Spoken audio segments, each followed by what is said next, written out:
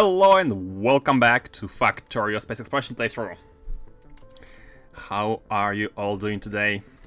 Today it's an exciting one. It's finally time to jump in Arcospheres.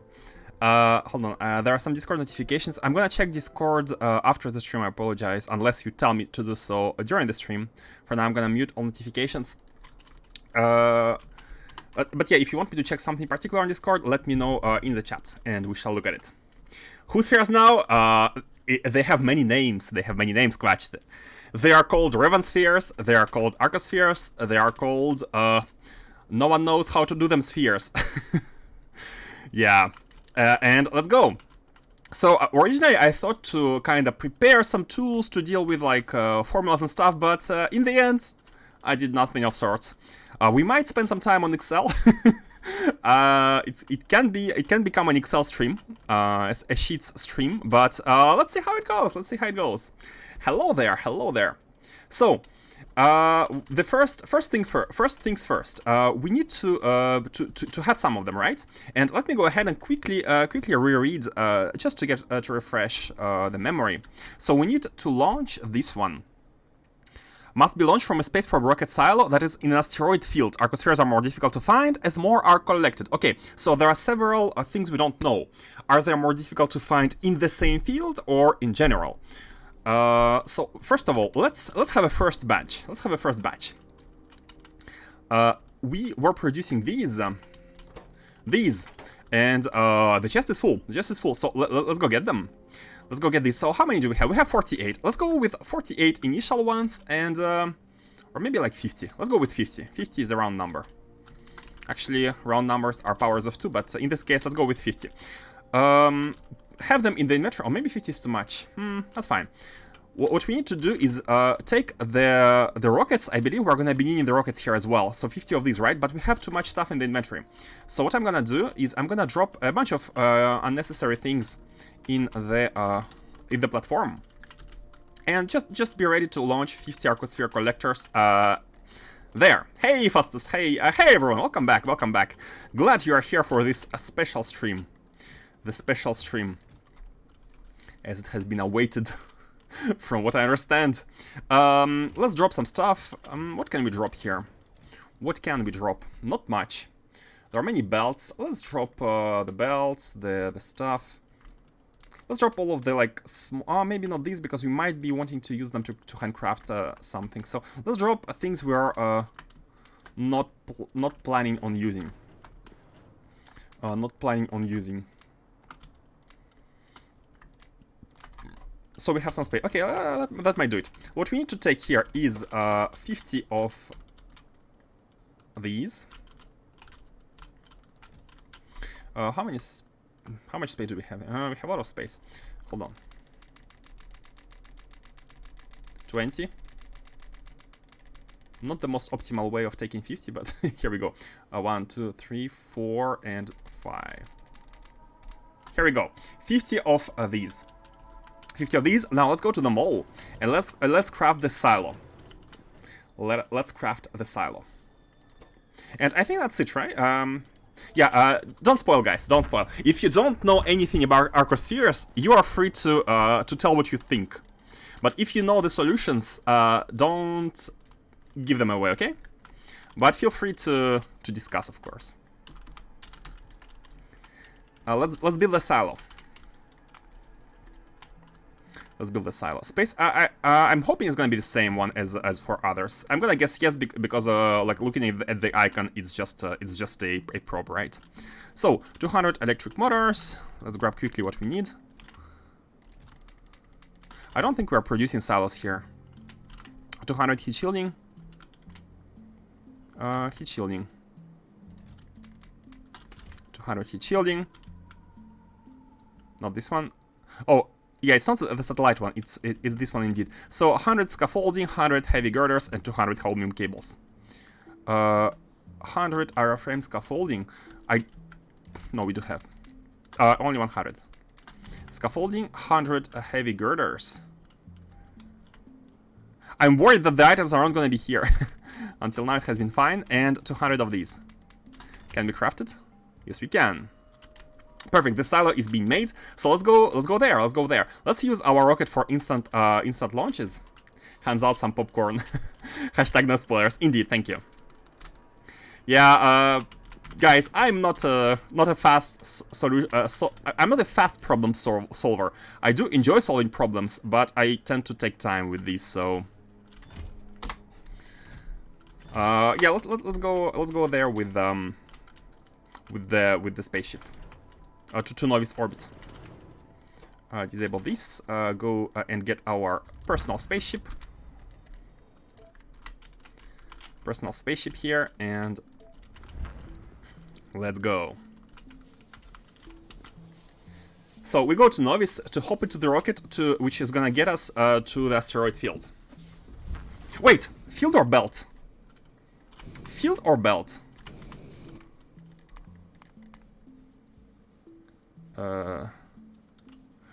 Asteroid field. So field is the one with Noquitite. Yeah, okay.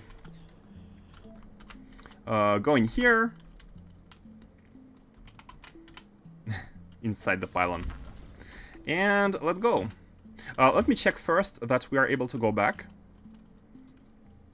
Black Mirror, do we properly have the rocket ready with all the fuel in the world? Yes, we have. Yes, we have. That is perfect. And let's go. Is there anything else we will need? Where's the silo? I don't think so. Let's just see how many Arcospheres we're gonna be getting with these. And I'd like to see the... Oh, wait a second.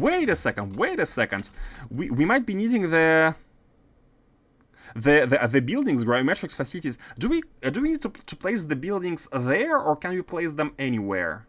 Because we might as well come back with the basic Arcospheres, not Greek Arcospheres, the basic ones, and we can try to place all the buildings.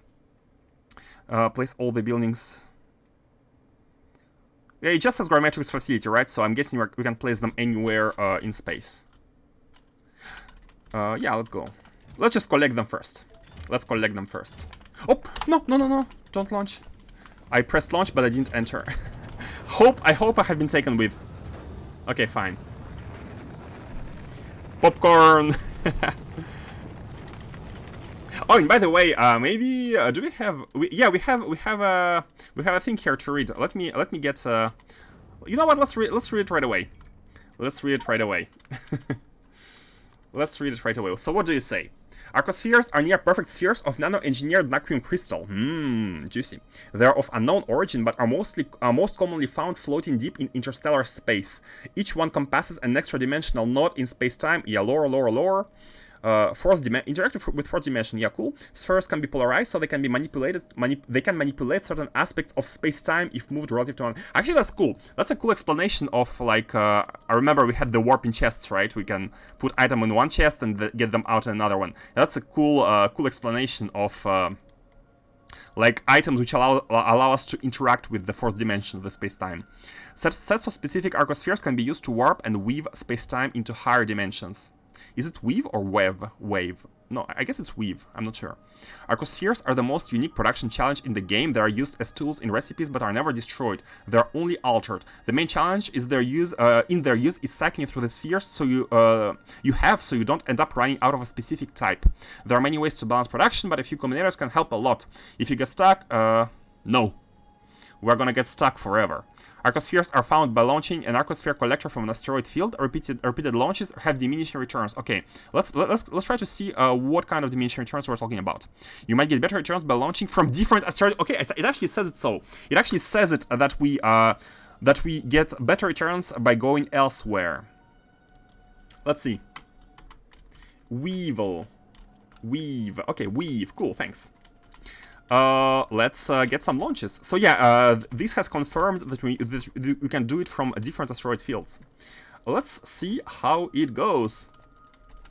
Math time. Indeed, guys, I might be spending some time on Excel today. That's how it goes. So, we have the silo. Let's put the rocket, and let's put the... I think we need to put down some speed models, right? Oh, I don't have any speed models. Oh, no, I do. And maybe a beacon as well. With speed models. Maybe we should have taken the level 9. Let's see. Or while it launches, we can already be doing some maths, so we don't have to like kind of wait. But I'd like to see the first one. Do we need more of these? Like they're kind of slow, but I guess no. I'm gonna guess no. Yeah, I wish I have not dropped the level 9 speed modules. Okay, so let's get this one and on to launch with cargo. So let's see. Guys, look. No wait, I'm gonna open it later. Because I already want to kind of start taking notes of how many spheres we get. So the first launch, what do we get? We have 5. Okay, first launch is 5. Let's get a second launch. Let's get a second launch. And I'm gonna already start preparing some data. So here we go. Starting a sheet. And let's call it Arcospheres.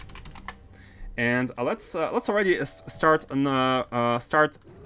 like writing at least how many spheres we get. Yeah. First launch gave us 5 spheres. Let's go ahead and so we can have some estimations. Second launch. Check informatron.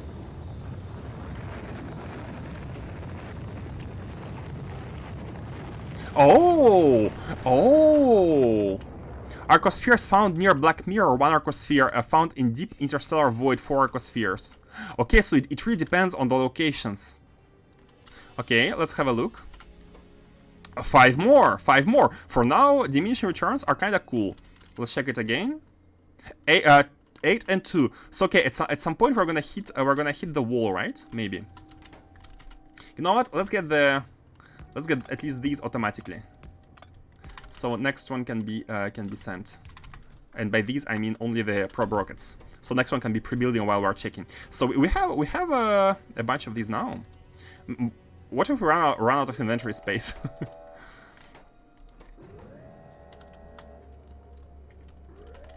Interesting. So indeed, it tracks the location as well. For now, until now, it has been 5. Okay, so if informatron writes it, maybe we don't need to kind of write it in the Google. But still, let's see. The spheres.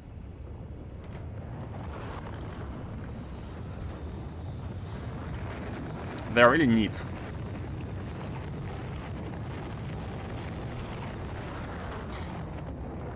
Space marbles, don't lose them. Imagine we shoot them. Imagine we put them in a chest and shoot them. Yeah, they're precious. They're precious. So now we have 4. Okay, now we have 4. Which one did we lose? The one from... Okay, we didn't find one in the deep interstellar void. Like, Black Mirror still gives us 1 every time, but deep interstellar void now gave us 4. This one gave us 4. And you know what? Let's... should we note them? And what does it mean, deep interstellar void? What does it mean? Like being on any asteroid field, or we can try go to another asteroid field in a while. Let's get a bunch of these until like we get too few, because the collectors are easy to build.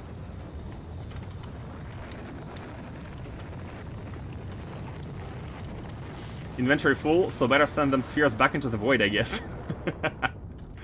What does it even mean? What does it even mean? So now we still get 4. I feel like diminishing returns are nice. Like it's not on the level of core miners. Like it's not like divided by 2 every time. So yeah, you know what? In that case, we might as well be kinda collecting them.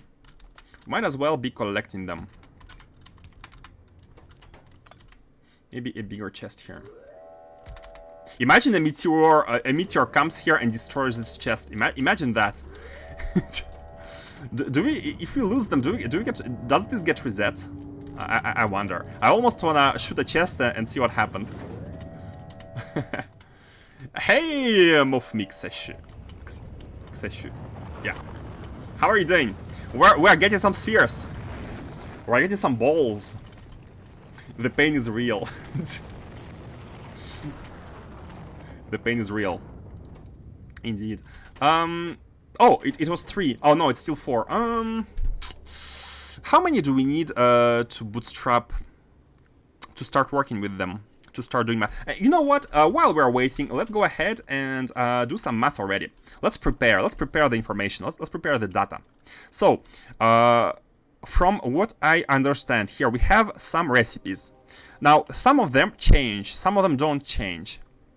So these are changing, right? The polarization one switches to the alternate recipe.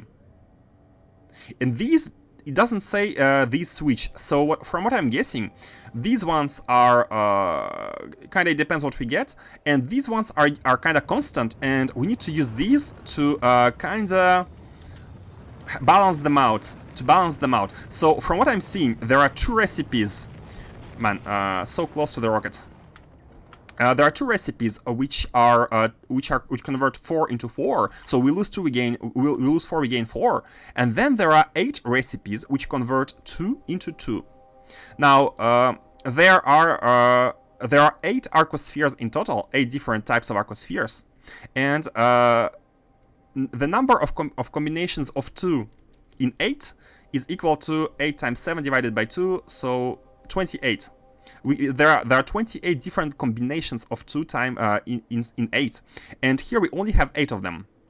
We only have 8, but I'd like to see the distribution, like, and to actually visualize the distribution, we need to go to the Excel file. So let's write them down. Let's write down all the transformations we have in the Excel, and let's see if we can figure out some kind of logic.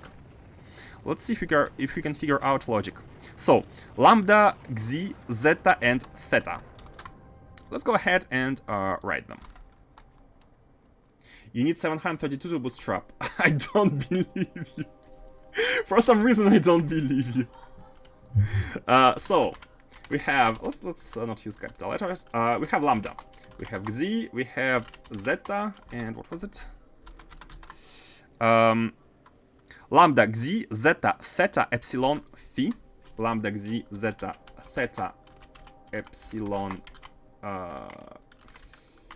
phi, right? Lambda, xi, zeta, theta, epsilon, phi, gamma, and omega. Gamma, omega. So we do indeed have 8 here, right? Now, let's map all the operations we can do with them. There is this one which gains us arcospheres. Hold on, let me. I will need to be constantly switching between. So there are these which gain us the arcospheres, but I don't think we want to be looking at these because they're like a one-time operation. What we really need are these. So let's go ahead and map them. Lambda and omega give us xi and theta. So let's see. How should we note them? Lambda and omega, these two, give us xi and theta. How about lambda minus 1, xi plus 1, theta plus 1, and which one was it? Lambda and omega minus 1. We're losing on these two, and we are adding to these two. Let's map them out like that. Xi and gamma give zeta and lambda. Xi and gamma give zeta and lambda. Xi and zeta give theta and phi. Xi and zeta give theta and phi. And lambda theta give epsilon and zeta. Lambda. Guys, you're gonna be having Greek dreams by the end of the stream. Lambda theta give epsilon and zeta. Give zeta and epsilon, like that. You should get a second screen. I never want to play without my second one. But on the stream it's hard, right? Because you guys can only see one screen at a time. So you can stop at just 2. Let's have 6 screens. Let's have 6. theta epsilon to phi omega. Theta epsilon to omega and phi. If I make any mistake, please let me know. Theta epsilon to phi and omega. Then zeta phi to gamma and epsilon. Zeta and phi to gamma and epsilon. Phi gamma to omega and xi. Phi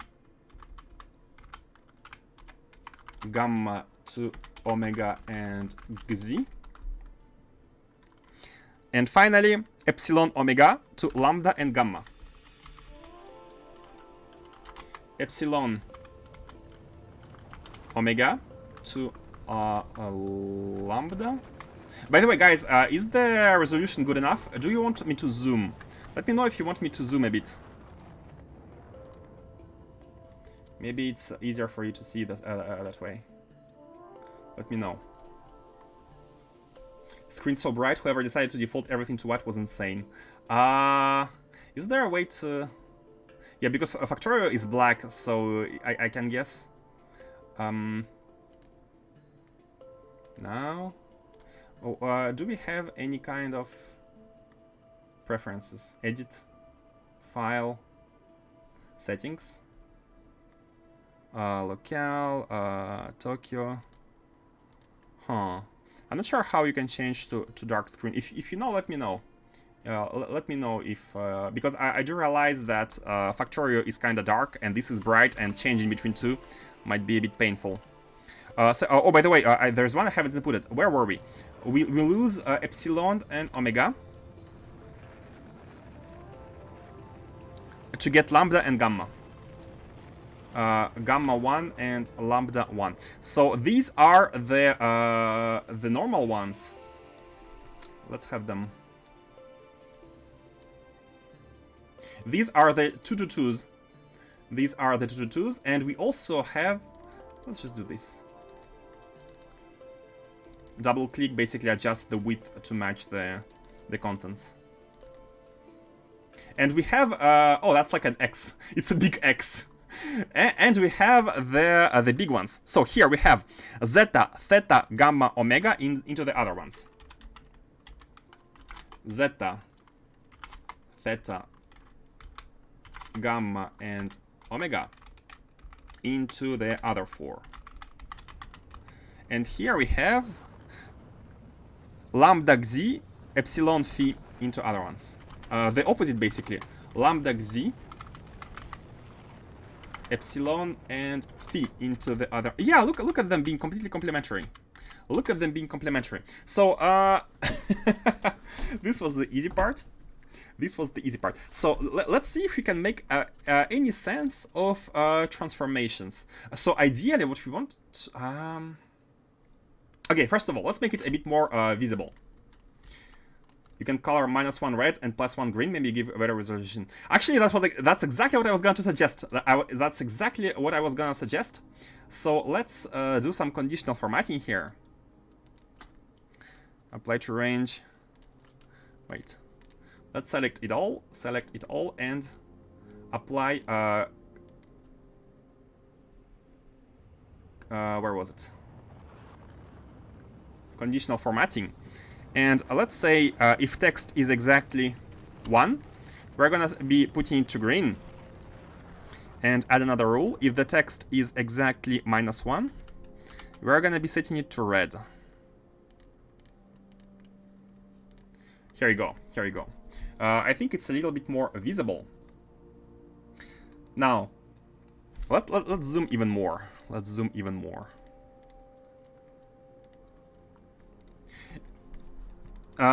Is there any way to make sense of them just by looking at this? So what I'm noticing, we're able to transform 4 into 4.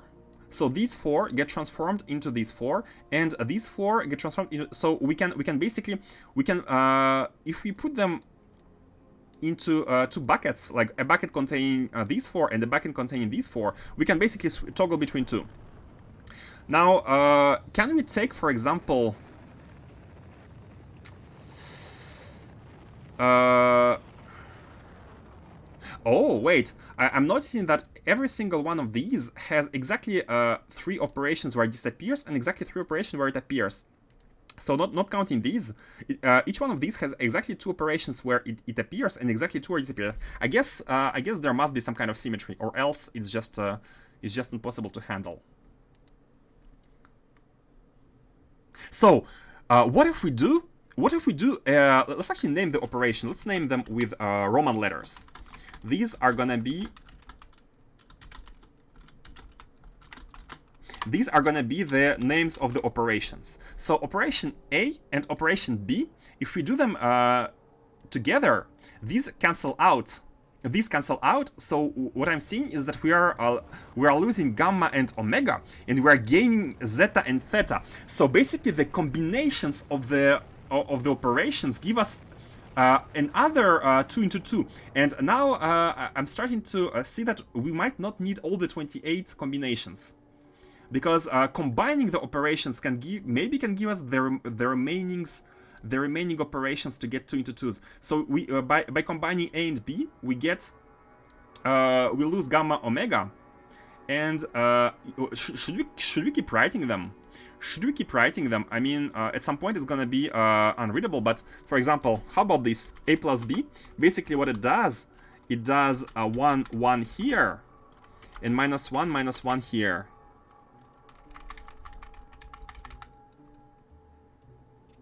Does it make sense to kind of write? Because with this we can establish basically formulas to go from one to another.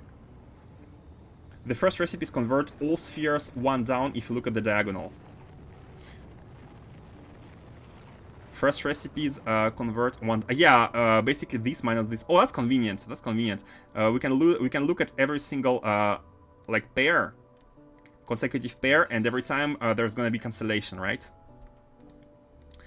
I'm gonna try to write down some obvious transformations of simple combinations of 2. So where they kind of eliminate each other. So let's go with A plus any of these. Is A plus C giving anything interesting? A plus C cancels out. A plus C only cancels out Xi. So we get kind of 3 into 1. We get basically we lose lambda.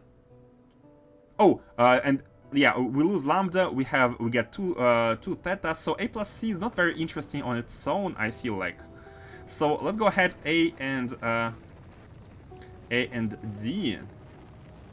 A and D is also, there are too many factors. So actually the groups where it becomes 2 to 2 are kind of straightforward here. They're kind of straightforward.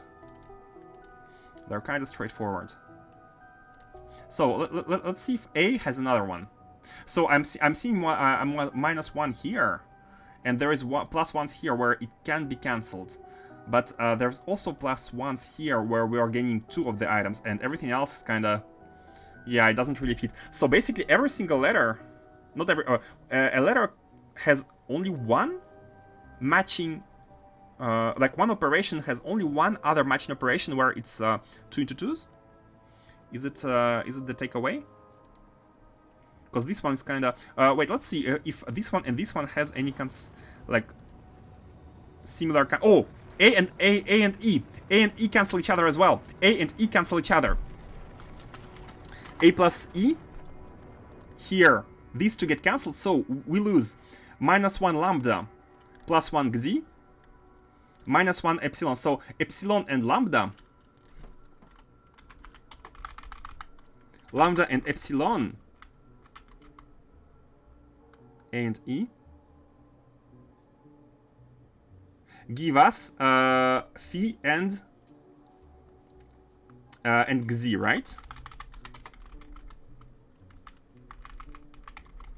Phi and Xi, like this, right? So this is for A. I'm not seeing any others with A. I'm not seeing any others with A because these are like just looking at this. Oh, let's look at another one. Let's look at this one. Is there any? No. Here is the same. The double cancellation, there's only 2 of them which have double cancellation. I'm gonna go ahead and guess, looking at the symmetry, that every single one operation has two combinations, simple combinations where they cancel each other. And then imagine we list them up. We list all of them. Imagine we list all of them, and we're gonna be able to have A plus B combined with yet another one. So, wait, let's apply conditional formatting to everything here.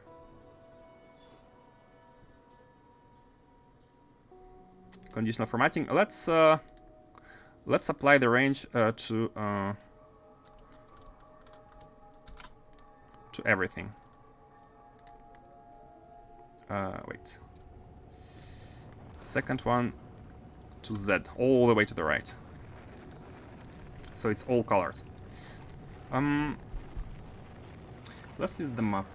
Let's have a look. Let's have a look at the spheres. Actually, let's have a look at how many we got.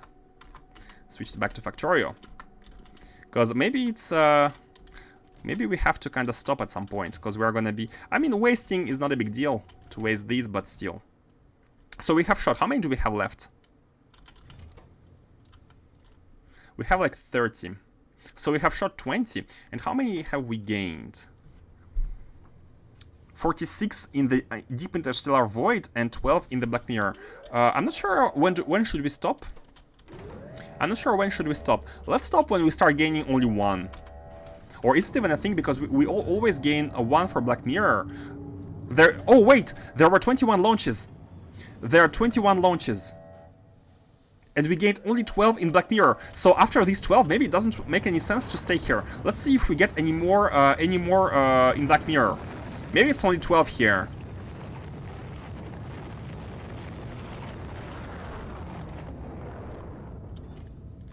Maybe it's only 12. So what gives?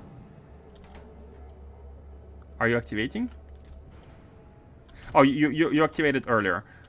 And it's still 12. Okay, I think we need to move to another one. Let's just see whether it changes to 13 at some point, just to see whether there is some kind of like fractions. For example, now every launch produces 0.2, and once you have 5 times 0.2, it becomes 1, so it's added here. So it's an integer, but it's hiding a float number. Maybe, I'm not sure. If you keep combining A plus B and C plus D and E plus F, you will end up matching with the last 2 bulk converting recipes. And I'm not sure this will help you at all, since you don't know how much of each spheres will be consumed. Yeah, like, point is, like, the recipe, we need to look at the recipes to kind of calculate which combinations put everything back to business. I don't know if you need this math. First, 8 times 8 are important. First, 8 times 8? What do you mean?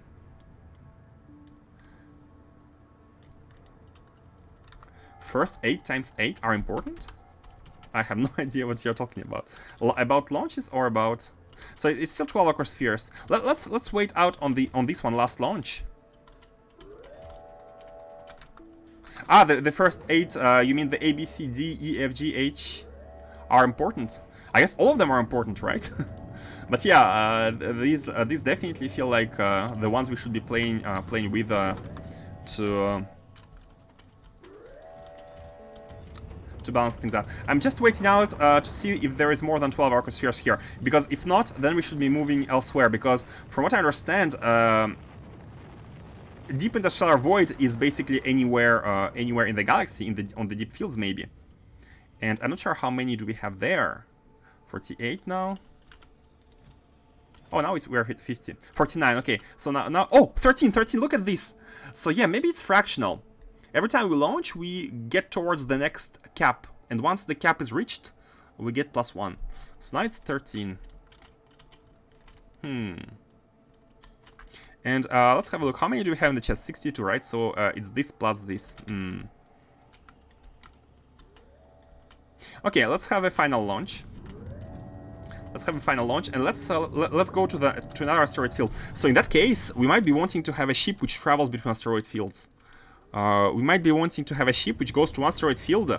Oh, maybe we can put the silo directly on the ship, so it launches and then the ship just leaves to another one. Maybe it's gonna be more convenient this way. Maybe it's more convenient. Yeah, let's cancel them out. See how many we got. We got 51. That's a good number. That's a good number. Saying it without any sort of other information. So let's... can we get all of these in the inventory? I don't think we can. Oh, we can! Oh my god. We could do it. Okay, cool. Let's go back. Let's go back. Let's let's make route to another asteroid field with our ship. And once it's done, let's go back to the Excel and continue figuring the stuff out. So this one is the one which is gonna get us home.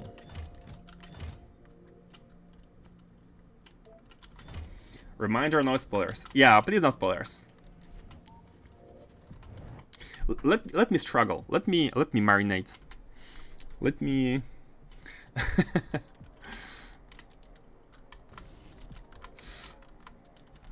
It's like it's a once in a lifetime puzzle, right? Like once you get it,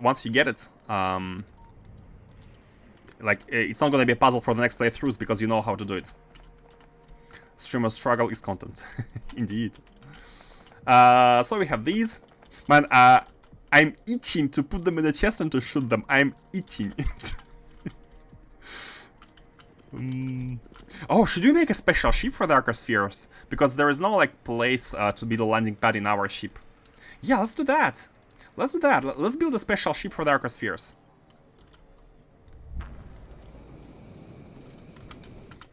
I want to show my setup, but wait until we finish. Yeah, definitely. Once I'm finished and once we have a working setup, once we have a working setup, I'd like to look at yours, but maybe not the first setup. Maybe there's gonna be. I'd like to, like maybe we are gonna be having one solution, and there's gonna be a refinement. I'm gonna try to improve it and have another one. And once I'm happy and it's gonna become our final setup. At this moment, I'm gonna ask you guys to share yours if you want, of course, to share yours so we can all compare and look at what we came up with. It's a special win condition. Have more than 1k spheres, turn them all into Omega, and burn them back to the void. Really? Is it a joke or is it the thing? Turn them all to Omega. So we have them here. Let's build a ship. It's been a while since we haven't built a ship. I really want to do Arcospheres though. I don't want to be building a ship. Do we have any ship which we can be repurposing and using? So we have some ships in the orbit. We had some ships at the Novice orbit. So for example, this one, right? But this one again, it doesn't have much. Oh, we can get rid of these. We can get rid of these. It's super bulky though. Spoilers. Okay, don't tell. I kind of want to have a dedicated ship, but this one is so nice. This one is such a nice nice ship. Remove these, place the silo, just for the collection. Just yeah, let's do it. We have the ship. We have the shoveler. Let's repurpose the shoveler. Let's have it land.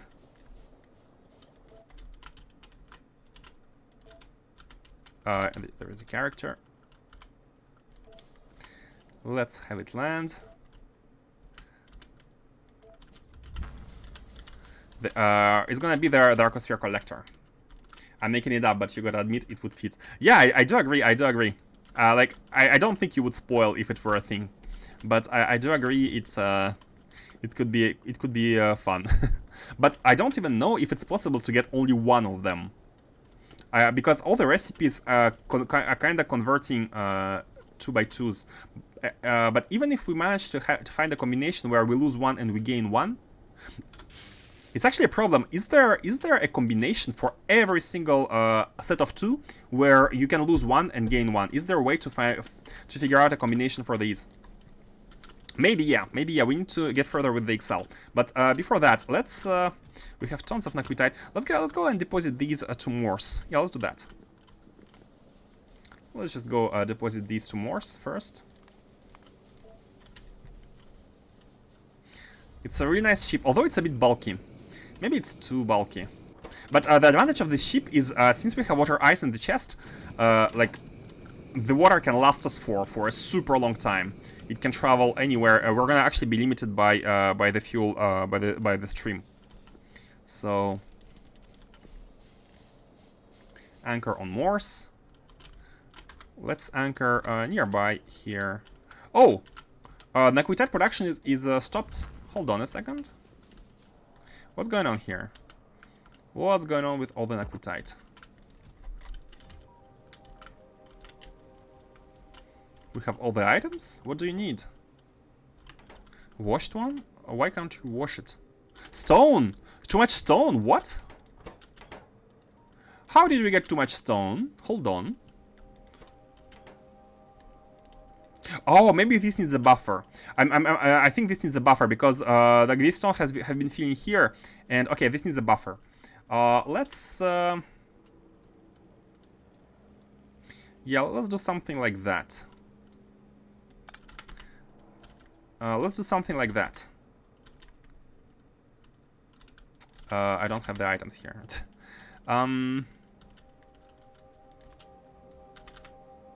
I think it's gonna put them on the right. Let's do something like that here, just to have a buffer of stone, which is gonna be prioritized.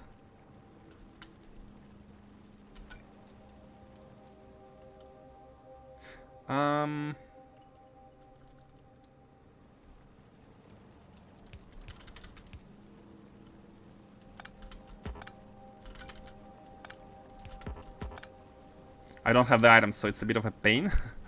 I wanted to have 2 of them. So we basically we can have the stone inside this one, and they're gonna buffer here, and this is gonna have priority over this one, even if there is a time when we don't have these ones coming. So it should be okay. From what I remember from the decomposition, we are not producing stone. This is stone negative, so it should be okay. Let's get the Naquitite out. Let's put it in the chest here.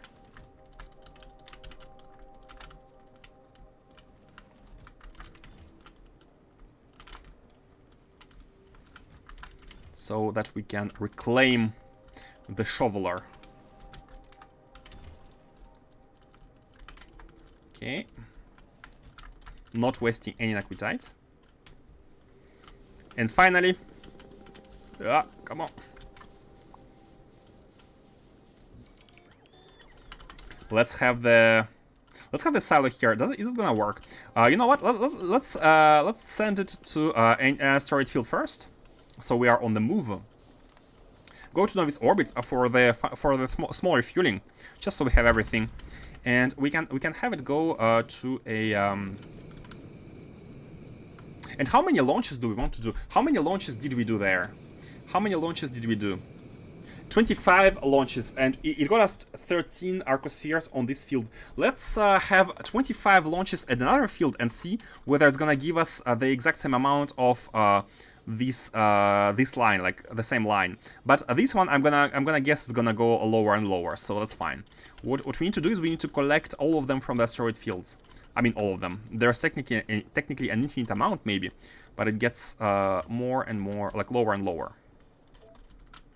I'm gonna guess, but no assumptions. No assumptions. That's just a guess, but I'm keeping in mind that's an assumption. So let's have some fueling here.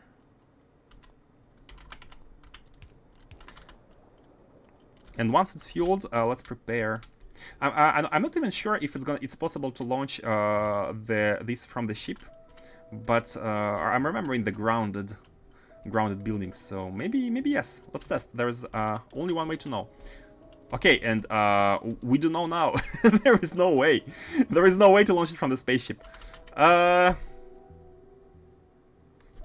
a bit of a pain, but it's fine. What we can do is we can have robots. We can have the robots to output stuff.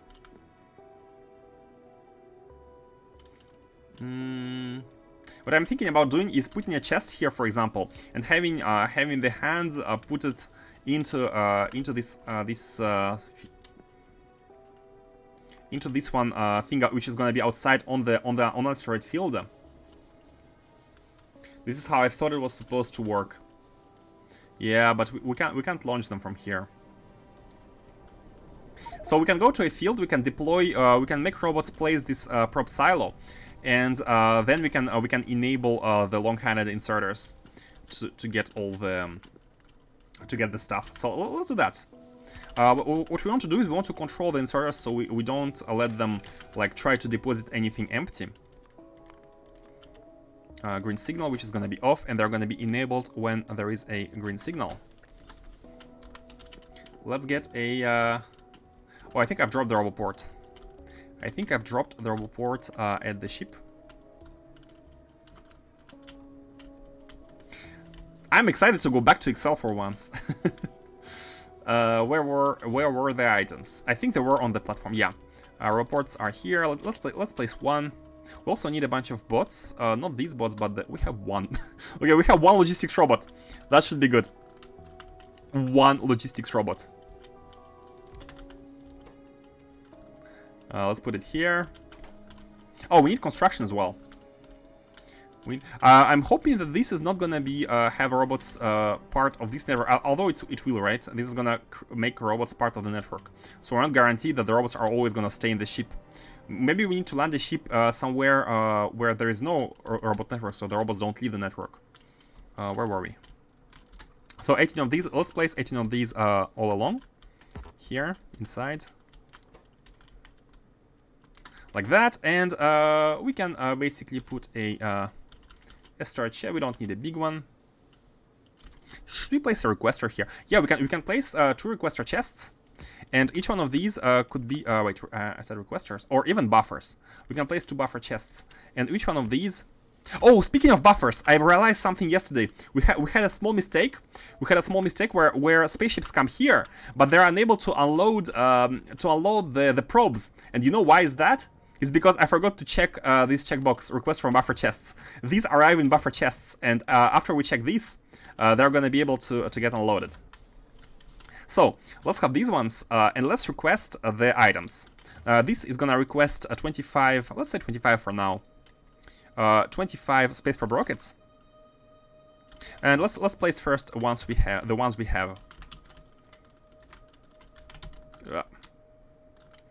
Robots are coming. They're gonna sit here, right? Oh, they're gonna sit here. Yeah, we need to have the ship not be in this network, so it doesn't interfere with the robots. And let's have a chest with. Oh no, let's keep the Arcospheres at home. Let's have these. And let's. Oh, I've set 25. I didn't mean to set these, but that's fine. Okay. Yeah, that's fine. Is the ship named, or can I use it? Yeah, this ship is not named. Every single ship which has the brackets, it's a temporary name, and it's up for grabs. So as you can see here, all the brackets are up for grabs, and everything which doesn't have brackets is. Actually, this one has not been redeemed. Let me update them. We cannot update them like this. The ones which don't have brackets are up for grabs. Trebuchet also didn't have the. So yeah, you can. Oops. Oh. Okay. And the Starling, I guess. This one doesn't really matter. Okay. So here we go. We're gonna be requesting these afterwards. Where are the Arcospheres? Oh, they were in resources. 25 of these, right? And we're gonna put a chest here as well, a storage chest, a simple storage chest, which is gonna be filtered to this space probe rocket silo. And we're gonna put it here. So now we can send this ship remotely to any location. We are gonna be able to place this one probe rocket silo. Then we're gonna enable these. Oh, we also need to get the spheres back. We need to get the spheres back. So let's do it like this. And we need to have a big chest. What's the integrity now? I think it's fine. We had 6 chests before. Yeah, we're good, of course. So the silo is gonna go here. and after it's done, we're gonna basically ask the ship to manually collect stuff and be good.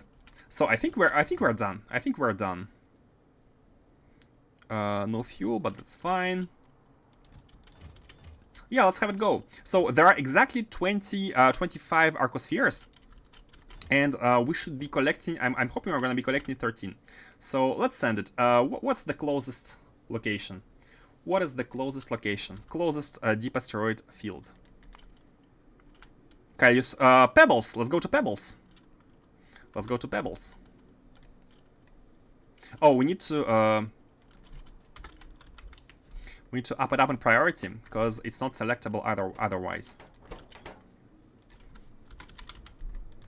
Pebbles. And let's go. Imagine we get hit by an asteroid and it destroys the Arcospheres. Imagine that. Oh my god. Okay, here you go. What's your name? How do you want to name it? The goat face. I'm glad we get to reuse the goat face. And what's the time to destination? Oh, 3 minutes. Less than 3 minutes. Big Bertha Uber. Okay, cool. Big Bertha Uber.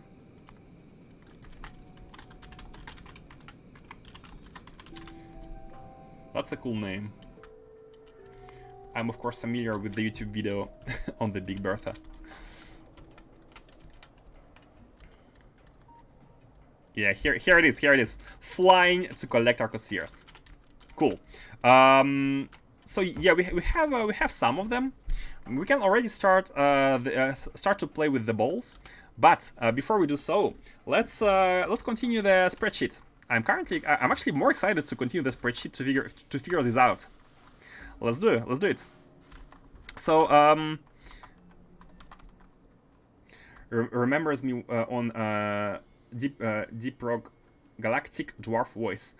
Goddamn, I have pebbles in my boot. Cool. Let's get all the pairs. I'd like to get all the pairs. So we got A plus B and A plus E. I'm gonna assume that this is all for A. I'm gonna assume. Let's not assume. Let's check. Nothing. No assumptions. So this -1 can only be cancelled by these two, and either one of these does not exactly work here. It does not exactly work here. We're gonna be ending up with -2, so it doesn't work. And this one is gonna be it's only cancelled by this and this. Does it work? So does it work with this one? No, it doesn't, because it makes 2. And does it work with this one? It doesn't, because it makes 2. So here we go. A is done. So I'm gonna assume that this is a safe assumption that every single one of these has only 2 combinations. And B, so B, it has A, but it also has C. I think it's oh no, it's not. No, C is wrong. C is wrong because it's -2. It doesn't have C. It must have another one. And it's I. I'm already noticing it's I here. So B plus I are giving us oh, that's wrong. Hold on a second. This is 2. Whoa, maybe we should note this. This is kind of special. It gives us 2 of these for -2 of these. This is a bit special. It only has 2. So if we want to convert gammas into lambdas, okay, so it's not symmetrical. I need to be very careful. I thought it was symmetrical, but it's not. Let me check other A's. Yeah, no, this is not the one we want. So whenever the total number of spheres is more than 4, we don't want to be looking at these. And by the way, why there is no color here? Why the color is not applied?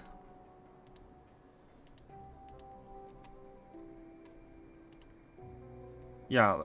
Oh, because it's 2. Okay, that's why. Text is text starts not start with text does not contain minus. Then it's green. And when text contains minus, then it's a red. Okay, let's do it like that. Oh, and then there is everything else. Oh my god. Yeah, because this one is a bit text.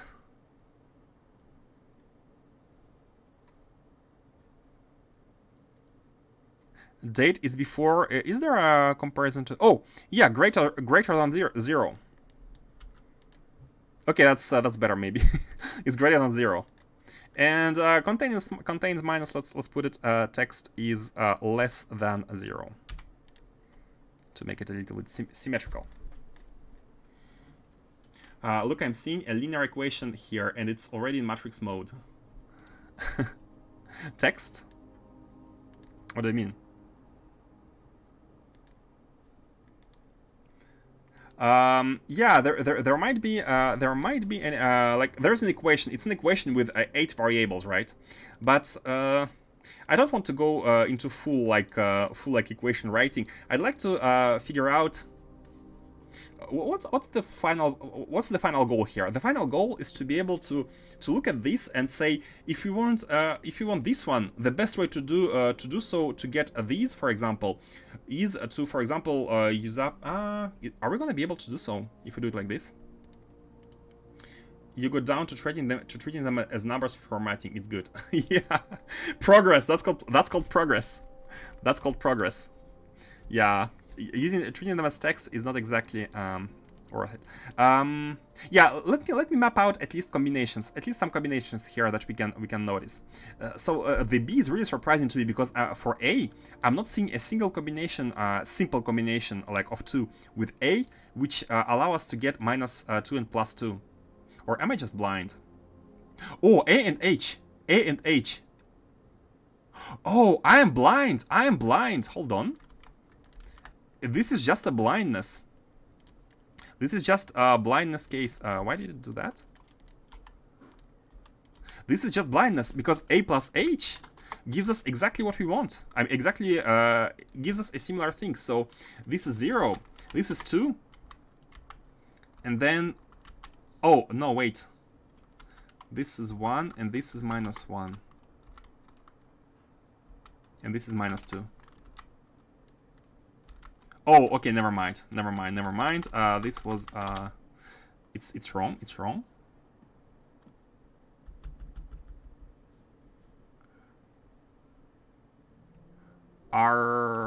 What?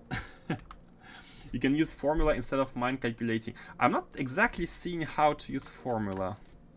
I'm not exactly. I mean, we could always go ahead and. Yeah, I see what you mean. We can have the formulas for all of these, but what? Automate a spreadsheet? By the way, guys, I only have superficial knowledge of spreadsheets. I never did like macros. I never did scripts, so I'm not really knowledgeable of the advanced script manipulations. But let me go ahead and try to finish these. So B is done with A. Can we look at this one? So this one is not good. B and D is not good. B and J. How about B? Oh no, J doesn't fit. So B and F. How about B and F? Oh, B and F. B and F fit. We have one of these. This gets cancelled. And we have one of these for the cost of -1 of these. Oops. Wait. B and F. I'm kind of blind. -1. Oh, this is yeah. This is -1. This gets cancelled. This is nothing. -1 here. 1 here. This is cancelled. Oh, this is -1. Yeah, so we have this. So B now appears in 3 of them. But this is kind of special. For A, I didn't find anything of sorts. Where there were like constellations. Yeah. You don't need anything beyond basic formula stuff.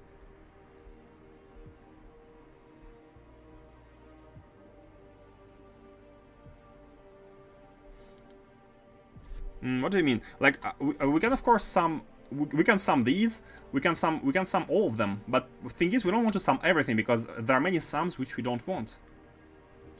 So I'm not sure.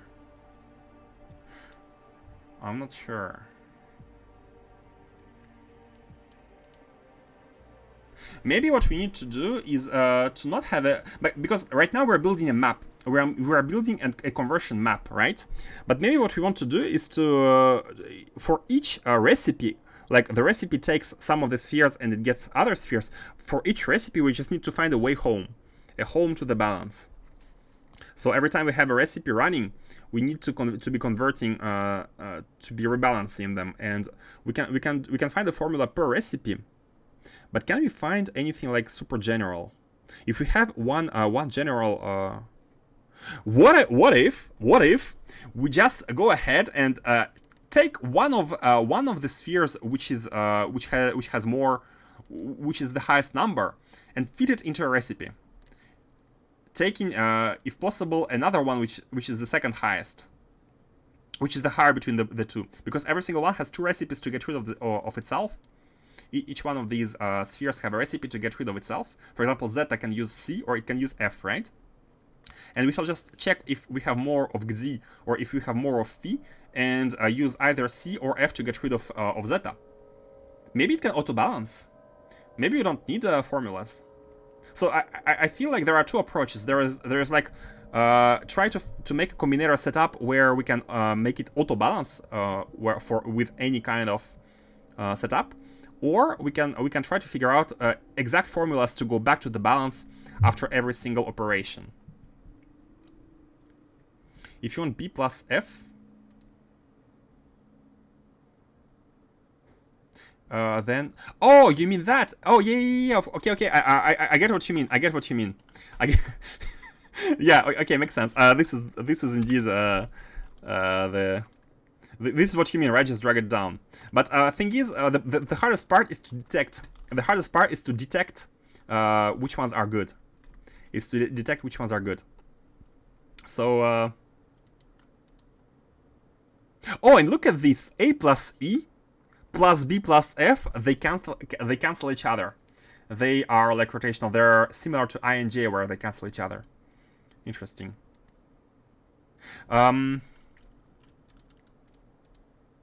B and... How about B and D? It makes 2 here. No, okay, doesn't matter. So I think we're done with B. Let's look at C. C and format 0 as white text. How can you do that? Format.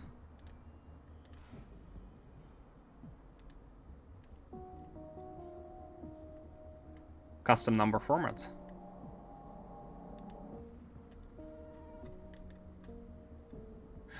Oh, is it what you gave earlier? A formula here.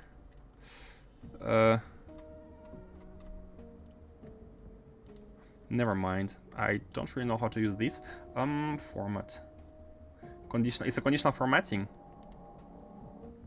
Oh, you can do that with wait.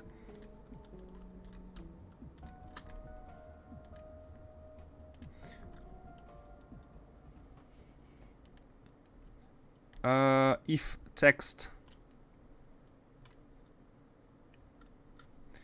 less than what you call. We can do it with text. If text is exactly 0, then can we?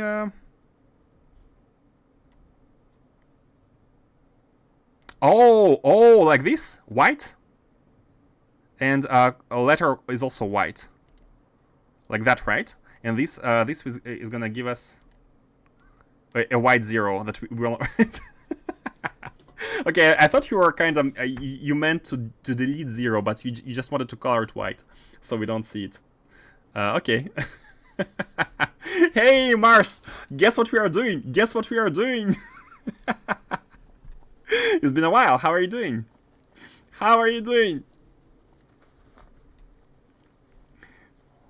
It's been a while. The title, okay, the title says Arcospheres. The title is spoiling here. So I'm trying to figure out to have kind of a mind map of the complexity of the thing. I'm seeing 2 ways here. The first way, as I was saying, the first way is to take the useful recipe which creates the imbalance, and find a formula to go all the way back to the balance. So we need to do it once per recipe. For example, there was one of the there was this quantum computer or whatnot, which uses Arcospheres to create imbalance, so we can find a way back, or we can try to find a generic way back. And right now, I'm just kind of trying to figure out a mind map for all of this. I'm not sure. Problem is, I'm not sure if it's gonna be super useful as is right now. But while doing so, I'm thinking about having some realizations, right? This is basically the idea behind this work. B plus F. I think we're done with B. So C, where does C go? Well, first of all, C goes well with. C goes well with G.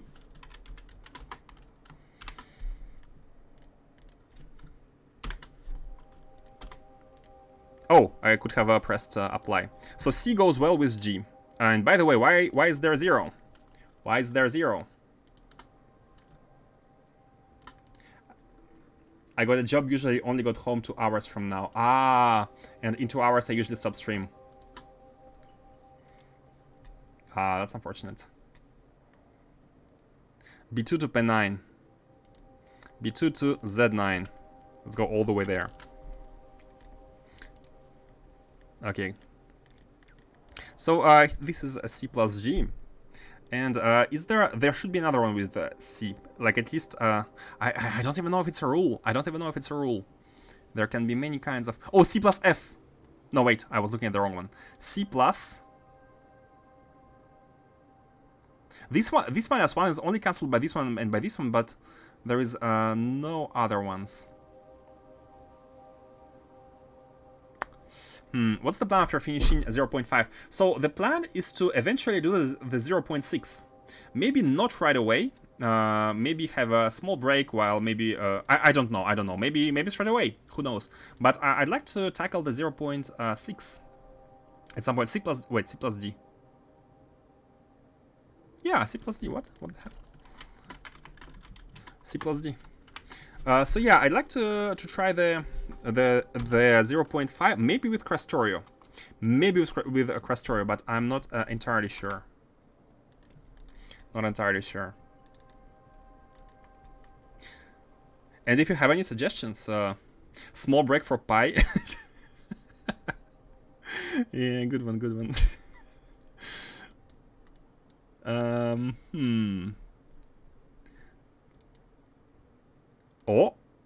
Oh, look at this. And now we know that B plus F plus C plus D eliminate us completely Xi. They give us minus 2 Xi.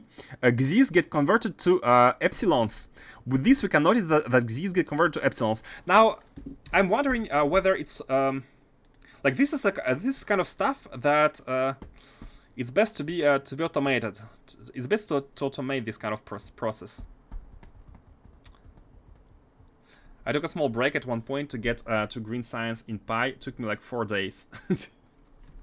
4 days. How many hours that is? Like 4 days in game. Like 96 hours.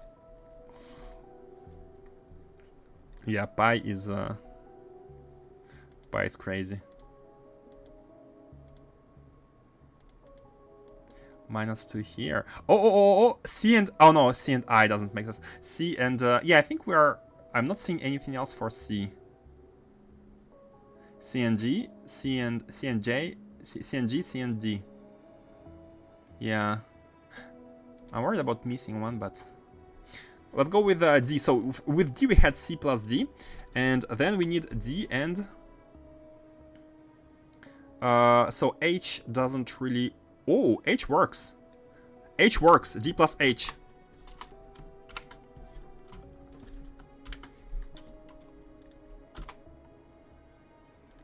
Okay. No. Never mind.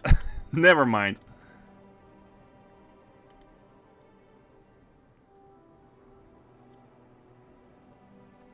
Okay, it's not H2. It's I2. I got confused. Thank you. So yeah, we can actually go ahead with the combinations, including these doubles, to look at this. This is again a case of cancellation, and we can also try to kind of go back to these. For example, let me check if I'm seeing.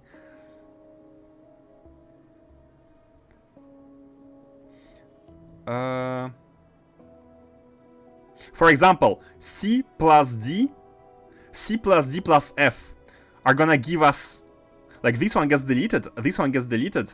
We have two epsilons. We have two epsilons. No, we're gonna be having -1. Yeah, that's a bit weird. That is a bit weird. For now I don't really know what the end goal here, because this is, again, we can establish formulas. We can try to say, like, if we want to convert this one into this one, here's the route.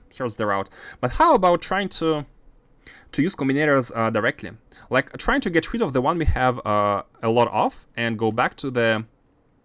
You know what? I think let's leave it at that for now. And instead of mathing it out, let's try to make a machine which balances them out by deleting the ones of which we have too many of. Let's try and do that. I'm kind of not feeling this will lead to simple formulas. It will lead to formulas, like we can figure out a formula from one to another, but it's not simple. It's like maybe we need to be looking at the particular operations first. I feel like it might be easier. Not easier, but it might be more straightforward to be looking at like particular operations and basically balance out the thing. But let's actually create the spheres. Let's create the named spheres. Oh, let's have a look at the ship. It must have arrived.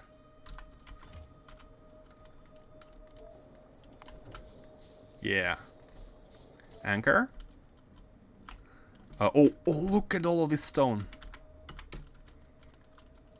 Let's anchor to somewhere here. And let's have the build.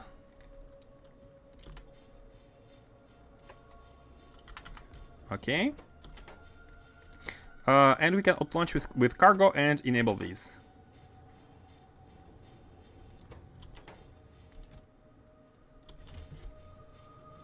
Okay, cool. Oh my god! I forgot the beacons. I should have beaconed these. Oh no! You know what? We can do? We can. By the way, how much electricity does this consume? 4 megawatt. This is fine. But if we beacon it, we're gonna be consuming way more, way more. Which is still fine, I think. We just need to not go to 400. And what's the usual beacon overhead? It multiplies the energy by 7. That might be fine. We can even add the level 9 modules. Yeah, maybe we can add level 9 modules. And anyways, let's go ahead and build them. I'd like to try, instead of doing math solution, let's try a computational solution. Let's try to automate it. Like, basically, the idea is to look at those of which we have too many and just put them, like, transform them. Maybe the system can auto balance itself. We just need to pick the. We always have two choices, basically, or which one we need to pick if we want to get rid of one of the spheres, and we kind of need to find a way to pick the correct one. Let's get the gravimetrics, and let's try doing it this way. 30 is good. I'm not sure why I didn't use the platform to warp here. Do we want to find a place to do so, or is it fine to do it like anywhere? Or maybe on a ship. Why though? Like, the factories don't let our. Oh, by the way, if we can also find a minimal path we can find a minimal path for every single recipe. And let's have a look at a recipe. Let's have a look at a recipe which uses these. And I believe we have one here. We have one recipe which uses lambda, xi, and zeta. Lambda, xi, and zeta to give us back theta, epsilon, and phi, or gamma, omega, and phi. So there are two of them. So we can try to make some tesseracts, or is there an easier one for transformation? I just want to have an unbalanced situation where we'll try to balance them out. I'm guessing building tesseracts could be a nice way to do it. Let's try building tesseracts. And by the way, oh, wind processors to Fenestra. I thought it was tesseracts. How far are the processors?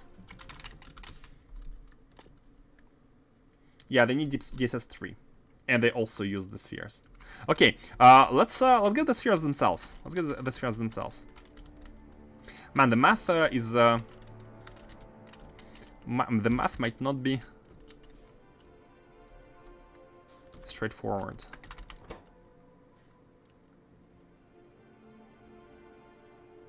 So they occasionally switch, right? Let's see here. 1 lambda. For now it's 1 lambda and 0 xi. Let's have a second one as well. Oh, let's have the other one. Do they swap?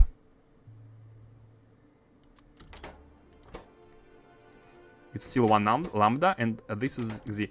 So let's. I kind of wanna first wait a bit to see whether they swap, but I also want to get started. So, oops. Yeah, I feel like a computational solution would be maybe easier. This is still 0 lambda. This is still 1 lambda. Yeah, let's try. This should give us the lambda ones. Does it switch after the recipe?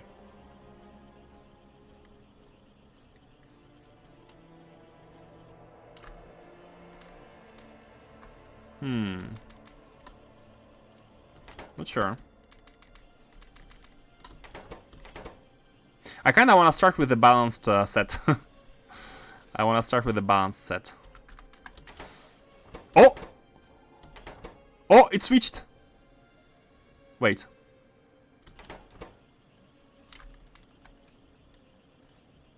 Oh, it didn't switch, but... Oh! 1 lambda, okay, the top one now switched. 1 lambda, okay, indeed they switched. So it doesn't really matter. Like, we should be able to... you know what? We're going to be having an imbalanced initial processing, and there are also no stack sizes, which might make it a little bit simpler. Like to not input. Not sure. Man, there is. Let's try. Yeah, I want to try a computational solution.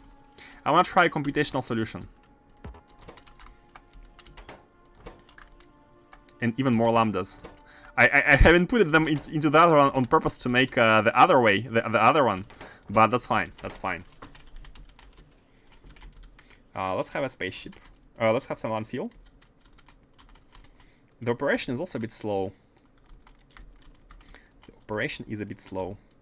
Where is the platform?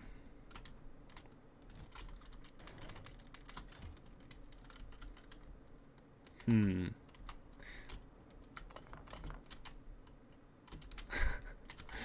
they're so cool in the inventory. They are so cool. Oh, that's all I took. Okay. Take a bit more.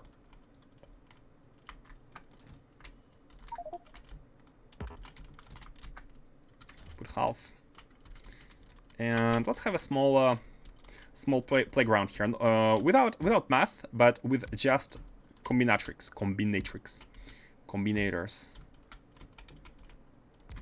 Might be a bit easier. So let's put them in a chest. And Should we use robots or should we use belts here?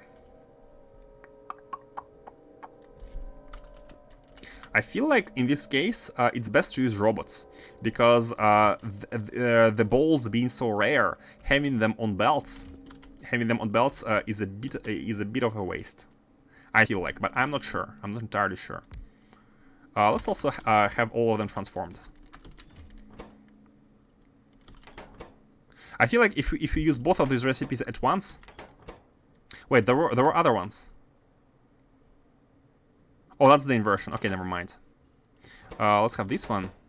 And here, let's have the second one. Look, having both recipes at once might actually guarantee the, because they should be processing at the same time. It might guarantee obtaining the same ones. It might. It might. Yeah, this is so slow. Maybe getting a level 9 modules could be good. Okay, and let's use a robot network here. Let's use a robot network. Let's use a robot network. I feel like robots are more useful. I feel like robots are more useful. Let's also call the platform nearby. It's a bit far.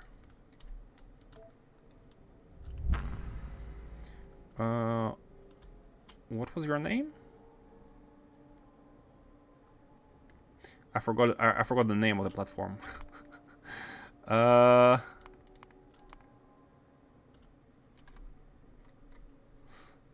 Do we? Oh, Bistromath. Oh, the Bistromath, indeed. The Bistromath. So let's put it here. Setting control mouse wheel to resize tile lane was one of the best things I've ever done for AC.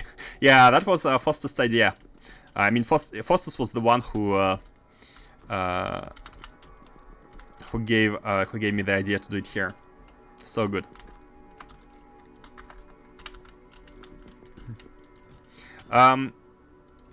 So we have converted everything, and we have a bunch of stuff. Let's. The reason why I wanted this ship is to get all of the roboports, which are here, and let's have a separate network here. Let's have a separate network. Let's have a separate network with a bunch of robots, delivery robots. And I really want to try and set up an automated solution without thinking about the formulas, because I feel like formulas are nice to kind of have like math are really cool to get a view of like a full view of the situation, but it might take a lot of time to get them right for me, because again, I'm kind of a slow person. Let's get the... Where are the robots? There must be here. Yeah, let's get 50 robots. 50 robots meaning no crashes. Let's get 50 robots. Let's have this chest become a storage chest. And let's have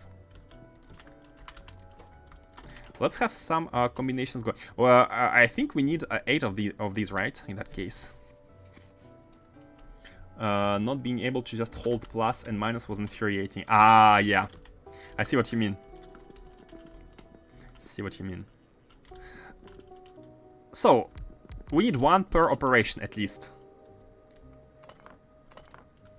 How should we organize them? I mean, that's robots, so it doesn't matter. How many operations do we have again? 1, 2, 3, 4. We have 8 plus 2. We have 10 of them. So, let's have 8 of these and the 2 of these. These are gonna be the big ones.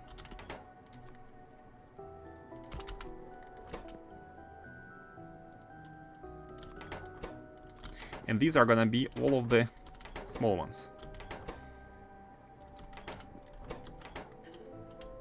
Factory planner question. Hey, Kano! Do you have a plan for folding? No, no plan. We are, it's my literally first hour in the Arcospheres, maybe second hour already. And we are just, I'm trying to have a feel. Trying to have a feel around it. So I didn't, the first idea I had was to kind of math it out and try to find a formula from every sphere to every sphere, but it would take too much time because of the sheer number of possible combinations and permutations, right? Like we have 8 8 different types of spheres and lots of permutations. So the second idea is to try to make a factory which does it for you. Good luck. Yeah, I feel super dumb right now. I feel super dumb. But I'm trying out different things. So maybe like doing it and having more ideas is maybe at some point I'm gonna get like a bulb which will light in in my head. So here, let's have a look at. Oh, let's use the let's use the Nixie tubes in order to display. How many do we need? What again? What was the letters again? Lambda, Xi, Zeta, Theta, Epsilon. Let's have 3 for each. So we need.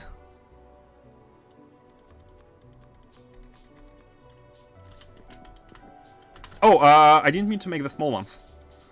I meant to make the big ones.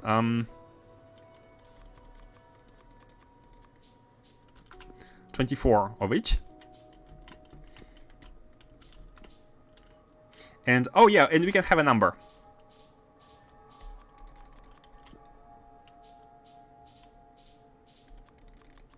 Like this. A small, small indication of what we have. Small indication of what we have. Let's put them here. So, we want to kinda quantify them, display them. 3 of each. And then each one of these is gonna be connected to a number. Let's put 2 digits for now to begin with, and let's have.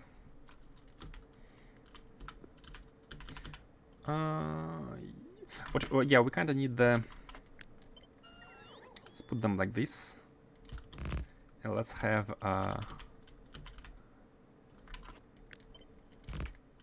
Wait. Something like this. And for in front of every single one of these, we need to basically indicate what are we counting. Oh, actually here can be constants. Here can be constants. Yeah, here can be constants. Hold on. What if we connect? I haven't tried writing anything on these yet. So what if we place 2 letters? Okay, it's an error. So it means that we need 1 letter for each. So let's go in order. So we have lambda, Xi, Zeta. So this one is gonna be. Wait. Like that. Lambda. If you have any idea about how to make it faster, I'm taking it. But let's do it like this for now.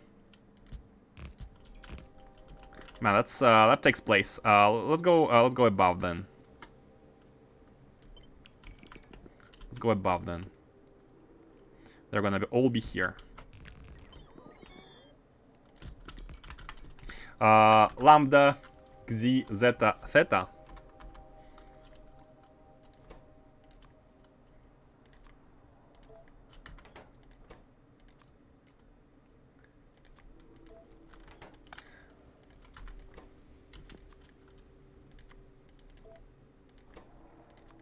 Kind of making it a bit more epic.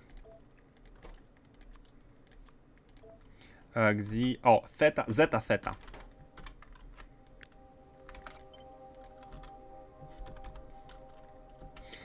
The animation is really high quality. Yeah, this is the. Oh, the 0.6 geometric facility is so very much more impressive. Ah, they did a better work on the things. That's cool. That's cool.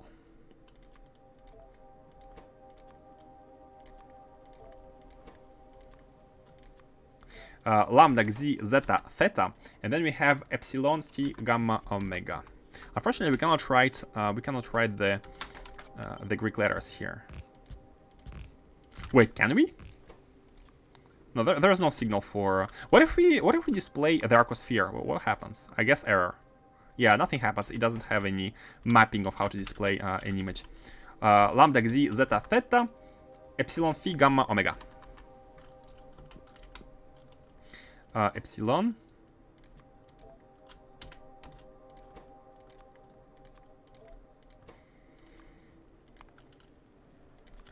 Epsilon, phi.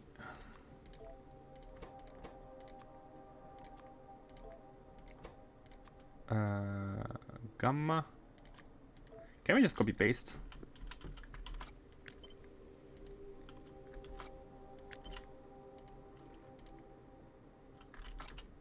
There is no O. I think it's a bit easier. Like this. So lambda, z, zeta, theta, epsilon, phi, gamma, omega. And now let's put a yeah, it's fine. I was thinking maybe it's best to have the combinators like on the side. You know what? It might be the case. So to make them a bit more compact. Oh, we can just see them on the combinators themselves. No need for the displays, but the displays are fancy. I like them.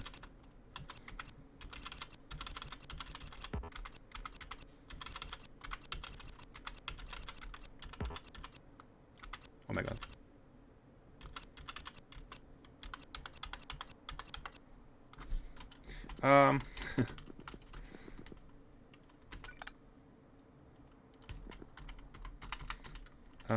Yeah. Let's put them all here. And like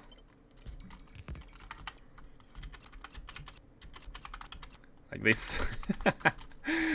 Call me crazy, but I like to have a good display. Get the oversized constant combinator and the extended virtual signals. Draw the symbol in lights. Oh, in lights!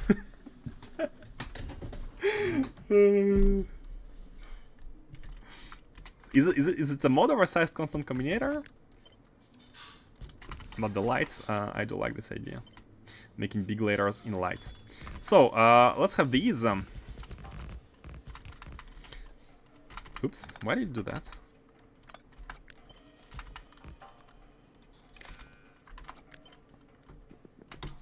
And, oh yeah, we need to have the information first. Too far. Oh, no, we don't want to connect. In that case, we need to go a bit closer. Yeah, I know I copied the other one, but let's go a bit closer. Here, and let's connect. So what we need to do here is basically read, of course, read the logistics robust network, and then we shall be counting how much stuff we have. So let's count the spheres. We're gonna be having if which one is omega? Input count. If it's above 0, then we are gonna be inputting the count, and for some reason it doesn't work. Output signal. Oh, we need to. Oh, and this one should be omega as well. For my ship navigation constant combinator bank, I write the destination symbols inside a constant combinator, so I don't need to remember which place moon 1184 is. Ah, that's cool. Like, have them like this in the combinator, right? I feel like it's a bit like right now they're kind of in double with the letters, but it's easier to see like on the big. Although the wires make it a bit weird. The wires make it a bit weird. Where are these? Omega, right? 6. Okay, cool. Here we go. Let's now copy all of these, and we can simply change the one. So this is gamma. It's basically the second one. Should we just output everything? Yeah, I think output everything is easier. And here we have. And can we have anything? No. No, here we need to have the omega.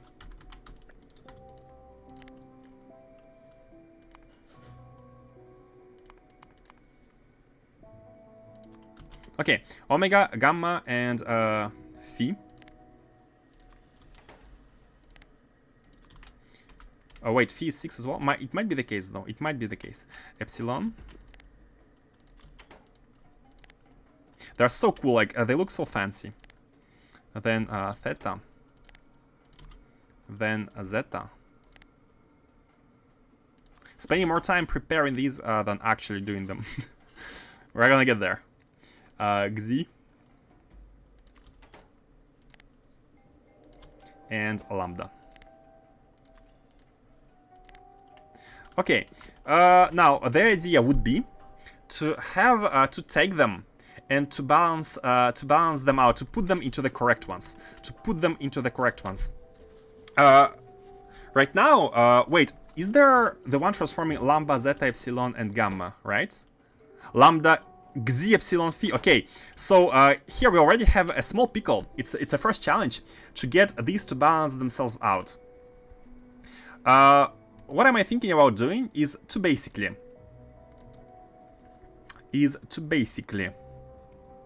have, maybe it needs to be a buffer chest. I think buffer chest is basically what we want to do is we want to output all the gamma, epsilon, zeta, and lambda, which is the highest value, into the machines. The question is, how do we distribute them? I'm gonna, like, the assumption is that you can go from any state to any state.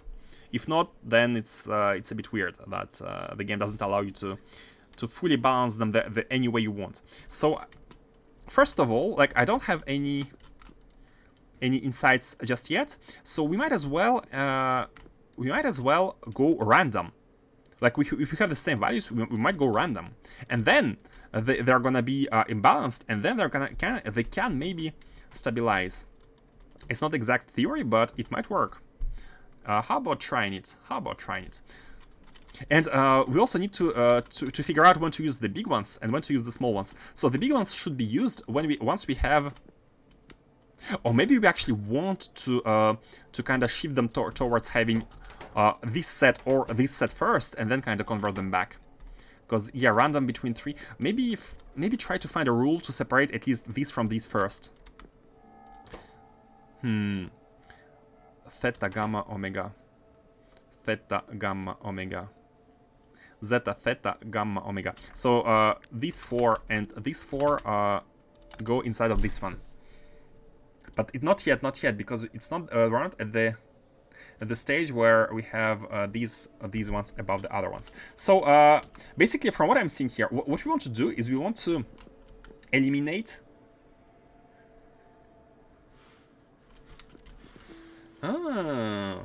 Basically, each one of these is a formula which consumes two of them, lambda and omega, for example. Here, lambda and omega doesn't work because it's 10 and 6. Do we have any of these which is 10 and 10? Xi and gamma. All of them are kinda. Zeta and Xi. Theta and lambda. 10 and 10. Is it always a 6 and a 10? Theta and epsilon. Oh my god, it's always a 6 and a 10. Phi and gamma. Okay, the start is a pickle. Epsilon, omega. Epsilon, omega, okay. It's a 6 and a 10. So, in that case,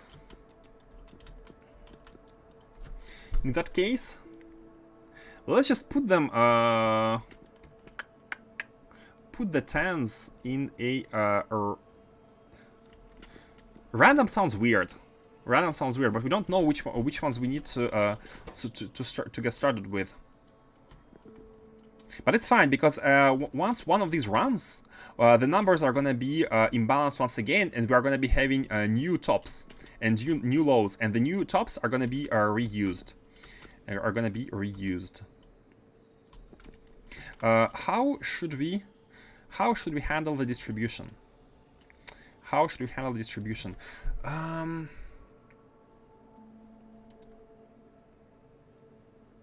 Basically, we want we want each chest to be setting the request based on the data, and we're gonna be wanting to say we want stuff if. Let's robot handle them. Let's have robots handle the distribution on their own, and let's see how it goes. So basically, we're gonna be. Oh man, I'm gonna do something weird, but it's a first try. It's a first try. So this one is taking lambdas and omegas. So we're gonna be saying if the let's have a small function, a way to determine the highest ones. How can we determine the highest ones?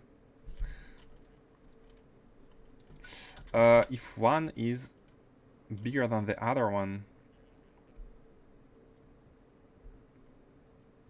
If one is bigger than the other one.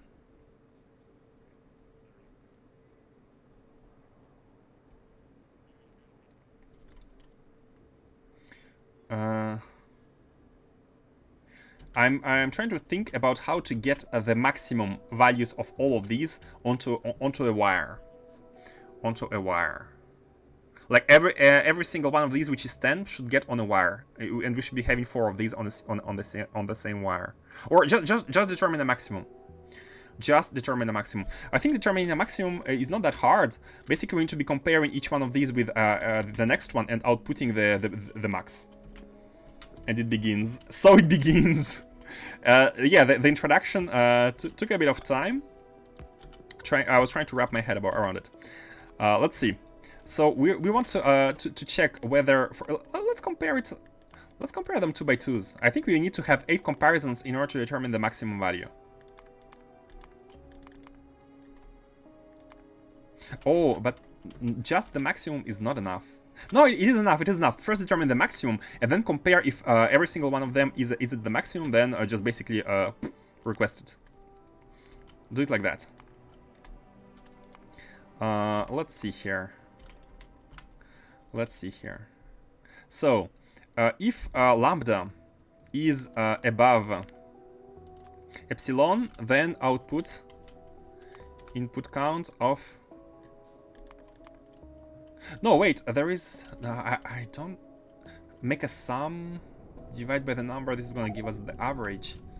Is there a formula to get a maximum? Not sure. Input. Get the output values of lambda. So this handles the case where there's more in this one of these than of these. Now, if we take this and compare it to the next one, but we also need the opposite case. We also need the opposite case when this one is above this one. Maybe it's actually. Yeah, we need the complementary check.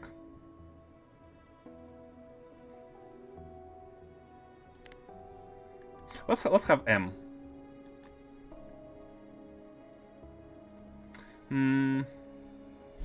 One problem at a time.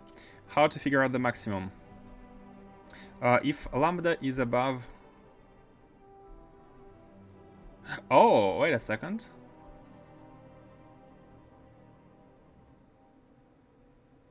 Sum of both?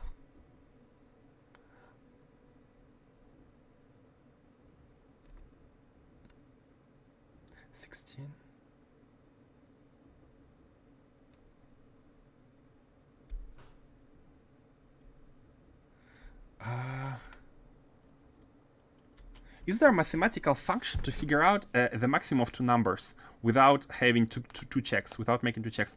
Like sum of both minus the difference of both is going to give us 12, 10 and 16.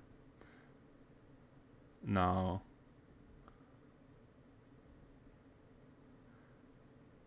Uh, 10 minus. Maybe take the average. I'm not sure. I'm not sure. But it's fine. It's fine. We can do it with complementary stuff, and then compare if it's below. Wait, input count of what? Then input count of epsilon, right? Oh, but in that case, we will need to change it to change the signal to something else. Because right here it does nothing. Right here it does nothing. So many options. Exactly. So many options. So many options. Yeah. In that case, it does nothing because it doesn't know what's M.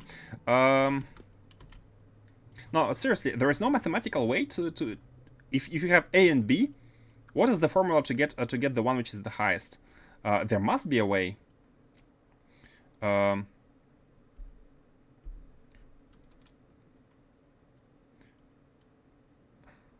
A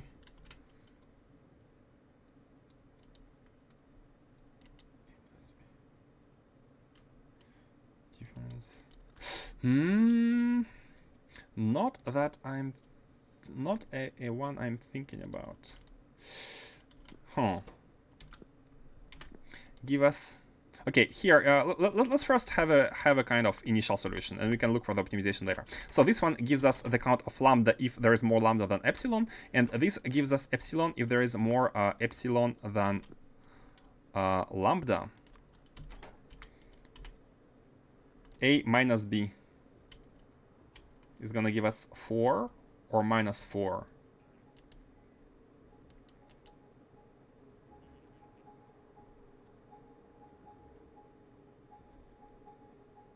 Oh, yeah, we can just check, we can subtract them and check if it's positive or negative. That's a good idea, but how many combinators? Because this solution will require 3, basically. This solution will require 3, and your solution, we do A minus B. And then compare. We'll need 2 comparisons. This is probably a place where it can be excessive with circuitry. You won't have 1,000 of these on each planet. Yeah, you're right. We can be excessive. And we kind of have to be excessive because we have so many parameters. But here, I'm not sure. I think your solution is also 3 combinators because my solution is 3 as well. So here, if it's above, we output lambda. If it's below, we output epsilon. And here, we are basically making a sum of epsilon plus lambda. And we are putting it in a temporary signal A, which gives us basically the maximum. Here, A is a maximum in 3 combinators. Is there any way to make it better? Maybe instead of saying max, you want us to use all items count divided by 8? Divide by 8? Why would you divide by 8? X would be raising the mean by some number. Oh, all items count. Yeah, all items count divided by 8 is gonna give us the average. The average. But I'm not seeing how to get the maximum from the average. Like average is average.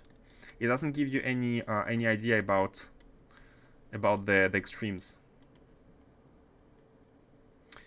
Above 0 is a check that can be done on an inserter or something, though. Some stuff you can push out of the combinators. Huh. That is true. But I'd like to have a single value of the maximum of the maximum of all of them. It kind of have the inserters here work based on this maximum. I'm thinking towards along these lines. But maybe there is an optimized way. Let's try it like this. What did I do?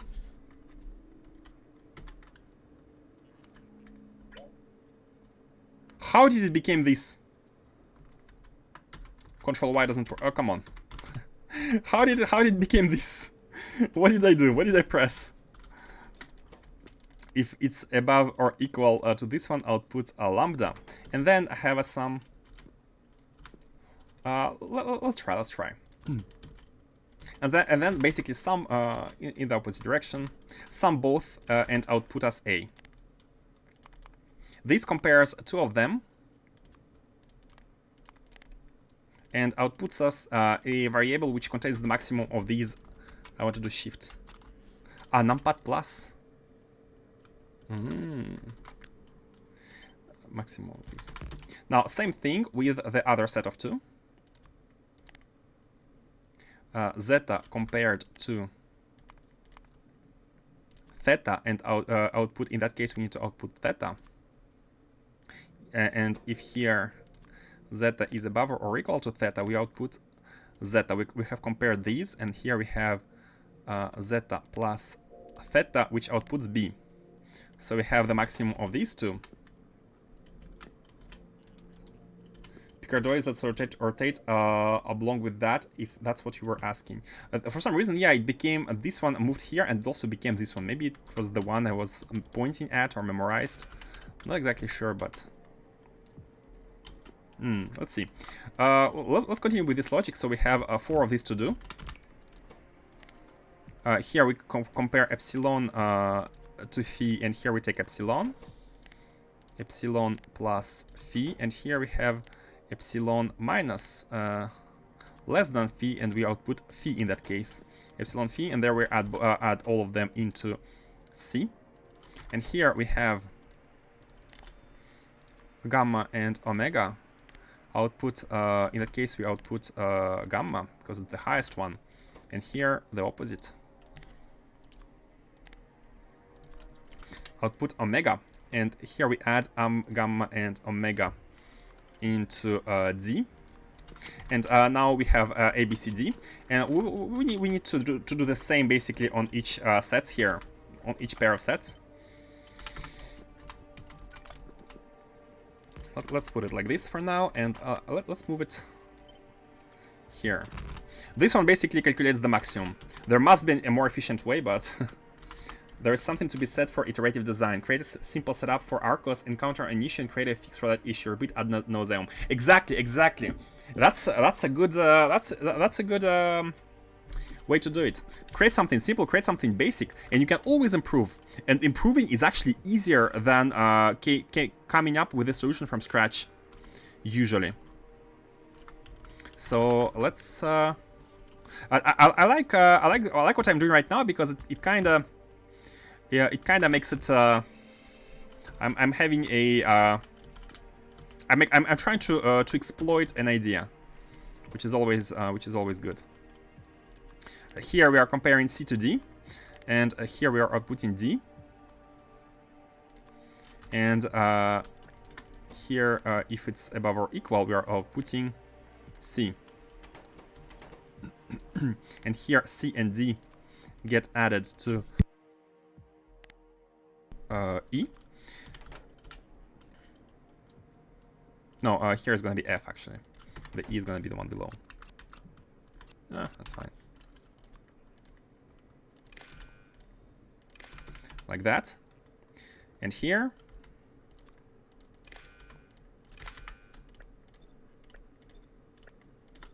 And here are comparing A to B, outputting B. And here are comparing A to B and outputting A. And here we are doing A plus B and outputting the result into E. And finally, we need to compare. We need to compare F to E. E to F, output F. And here, E to F, output F. Output E. And this final comparison should give us the maximum M. Here we go. Here we go.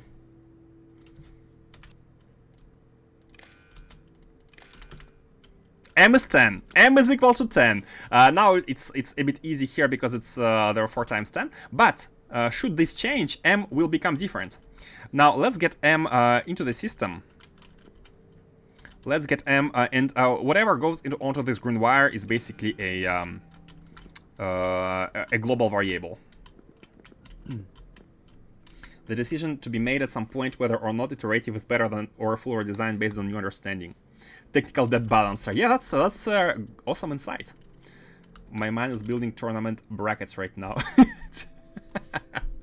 Makes sense. This is a best of 8, a best of 4. That's exactly it. This is finals. Whoever wins becomes M. Exactly right. Exactly right. A tournament. Perfect. Now we have these. And here we go. All we need to do now is basically to say if lambda is above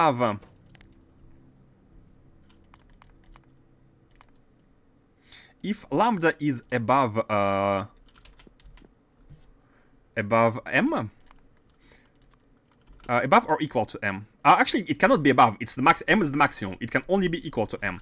If lambda is equal to M, we're going to be outputting 1 lambda. We're going to be outputting 1 lambda, and we're going to be requesting it. We are going to be requesting the lambda. We're going to be requesting, and same here for the other one. It's omega. So if omega is equal to M, we output omega. So we're trying to work out a system which will auto-balance them by basically forcing the usage of the one which is the highest.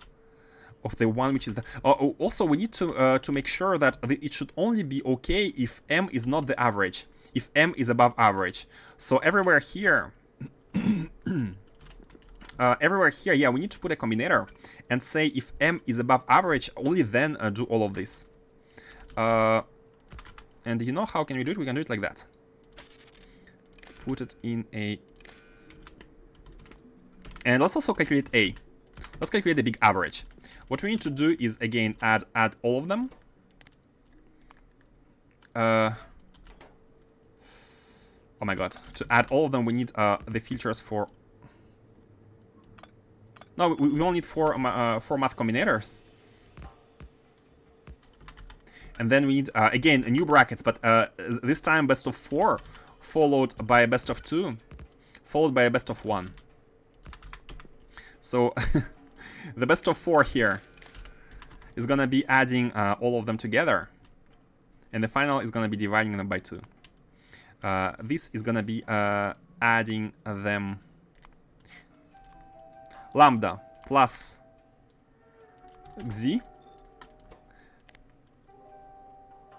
zeta plus theta, epsilon plus phi, and finally gamma plus omega. The outputs should be... Let's go again with ABCD. A, B, C, D. Then we're gonna be adding...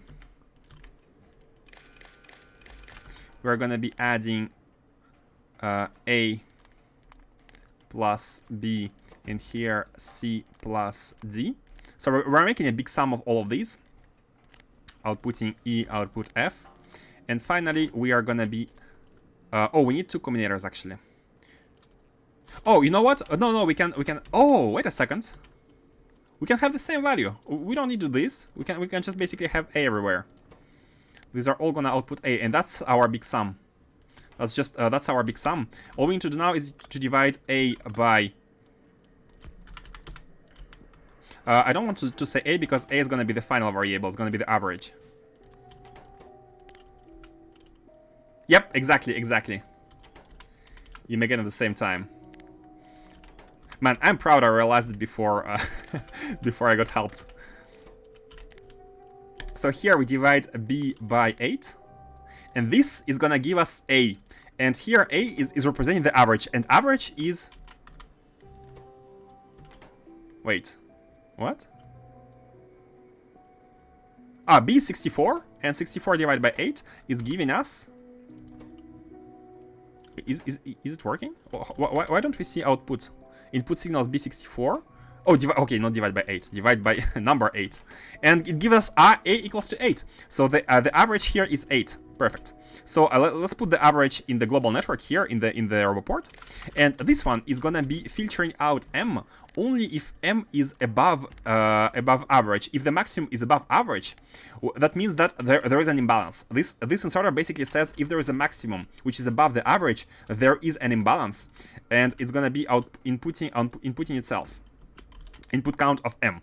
Here we go. There is an imbalance of 10, and these combinators are gonna be in front of every single one of these, and they're gonna be basically checking if the lambda is at the maximum. Then we are gonna be inputting lambda in the chest, and we are saying set request.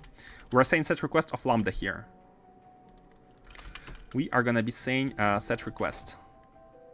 Let's hold on to that. I'd like to finish the wiring of everything, and we shall see whether the very first iteration goes. And request is always 1. Just get us 1. Let's make it simple. Get us 1. The first iteration. And here is the same with omega. And the output of these should be done in an active provider chest, which is basically gonna make robots bring all the items back in the big chest. Wait. Oh, there's one issue here. The issue is that the robots carrying the items do not count as being part of the network. So there might be some imbalance going on while robots are carrying stuff. That is a bit annoying. But it's fine. It's gonna create small offsets, which is fine. The most important part is that the balancing is never ending. And you are a bit in the way. That's the most important part. You already lost me at the third combinator. Which one? Basically, forget about the combinators. We just have a system which determines which is the highest value of all of these. In this case, it's 10, right? There is the maximum amount of the items we have is 10, and this is M. M represents the maximum. A represents the average. Average is sum of these all divided by 8. So we have two values, and we check if one of the inputs is at the maximum. We're going to be requesting it here, and we're going to be transforming it. And that's all we're going to do for now. That's all we're going to do for now, and I'm curious to see whether this can auto-balance. Do they not count? I think they don't count. We shall see. We shall see while the robots are flying. We shall see the changes live, depending on these values. So I remember before seeing that they don't count, but I'm not exactly sure. Hey, Leahy_, thank you for following. Thank you for following. Hope you enjoy. I hope you enjoy the struggle. The struggle is real. The struggle is very real indeed. It is very real. Let's have all of these kinds of set. This is basically a like automatic approach. It might not be the most efficient. There might be like Arcospheres flying, and maybe some unnecessary transformations are gonna take place when we are very close to them. Or not even very close, like the transformations we need, we don't really know. I haven't mathed the system out, but that might just lead to imbalance, where we're basically picking the stones from the top of the mountain and throwing them down and saying, go back to where you belong. And then new stones come up, and we take these and we throw them down, hopefully to make a flat terrain after a while. That's the idea. You earned it. I can clearly see you put a lot of work and smarts into your building and explanation. I'm new to modded Factorio, but I'm super curious. Hey, that's very nice to hear of you. That's a very kind words of you to say. Thank you very much. Thank you very much. Hope you enjoy. That's the most important. If you enjoy, then I'm happy. I'm happy to be streaming. Let's connect all of these with the inputs. Wait, let's go from the lower one.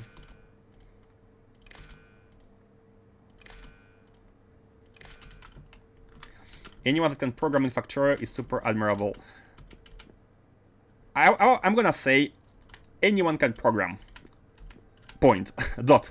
Anyone can program if you do that, and little by little, small step at a time, gain experience, and that's how it works for everything in life. If you want to start doing something, you just start do by small steps, and it's like playing Factorio, right? At the beginning you start with belts, at the end you have a base and you launch a rocket, and you look back and you see what you did, and it looks incredible for like a first playthrough or something, right? So it's the same. It's all small steps.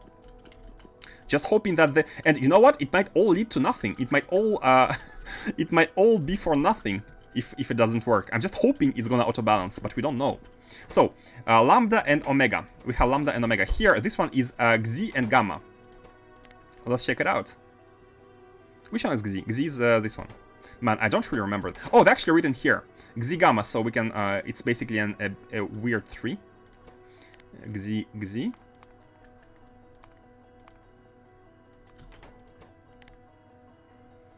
And gamma. Here is xi. Actually, we can copy paste xi, and the one we don't have. This one is zeta, I believe. Yeah, zeta. Man, I'm gonna be super knowledgeable of the 8 Greek letters after this is done. I was gonna say alphabet, but I realized it's not alphabet. It's just 8 letters. Theta.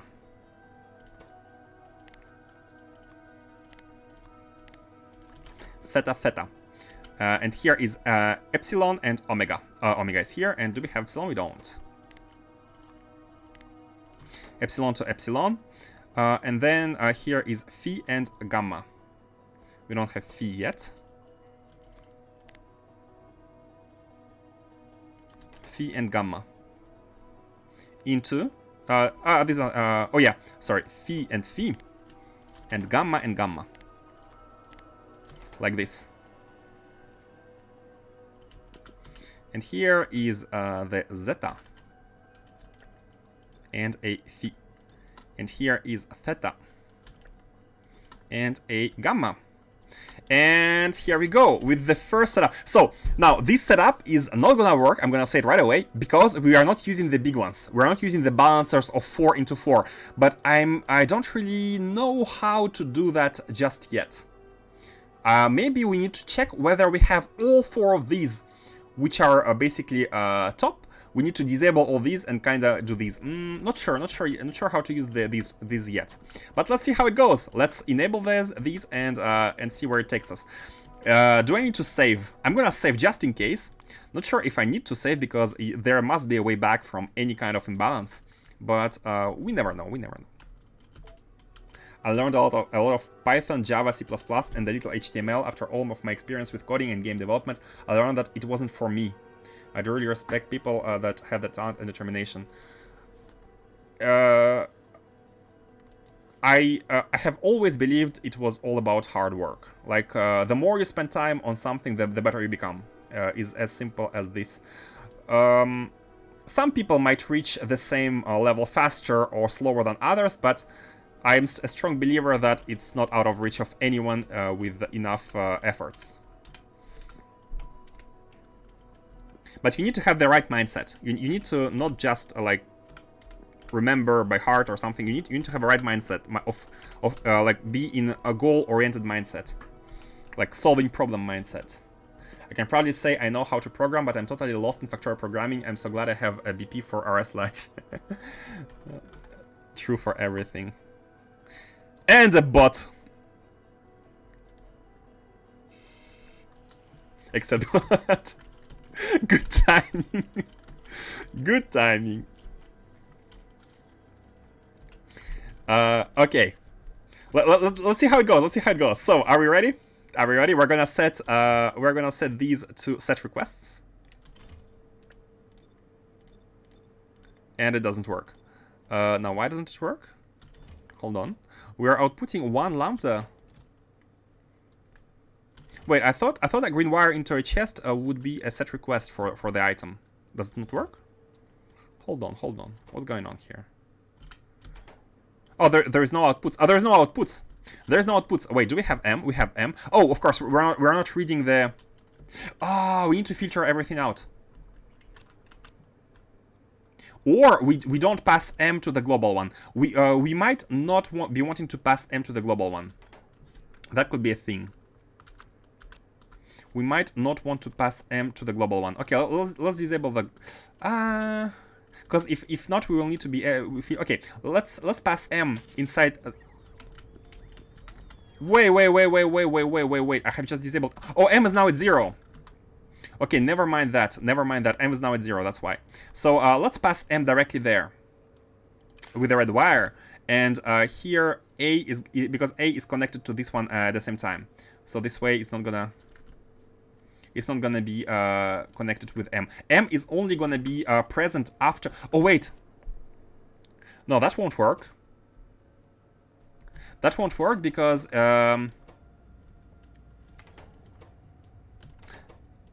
Oh yeah, it's fine. Because worst case scenario, M is at 0, and nothing should be equal to 0. But in that case, why was this... Oh yeah, because we are not sending the information just yet. We need to connect this to the chest. And now we have the information of the items, but we don't know... oh wait, M is a loop. Why M is a loop? Oh, this one loops with itself. Hold on. It loops with itself.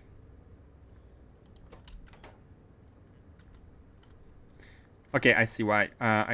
We need to disable the connection here, and this is going to be the green wire, and this is going to be a red wire. We're going to be we're passing separately information into this combinator. This is a bit of a weird combinator. We're passing the information about the average separately into this one on the red wire, and to the global system on the green wire. We want M to not be present in the global system here.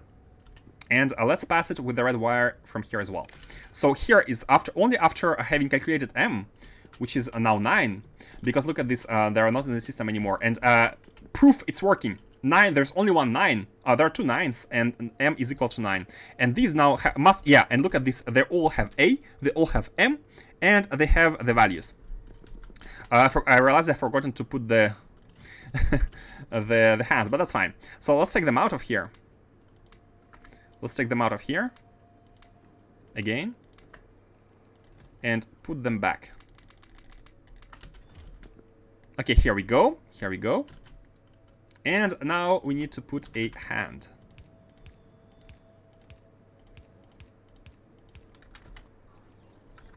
There is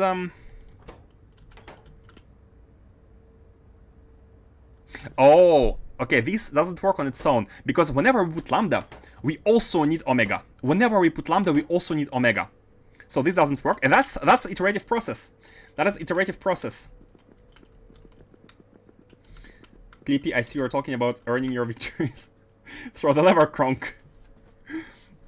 I agree. Right now, my mind says drifts, and I find I need to follow what sits right in front, right for me. Right now, I'm very interested in coral and tropical fish in aquatics. That's great. That's great.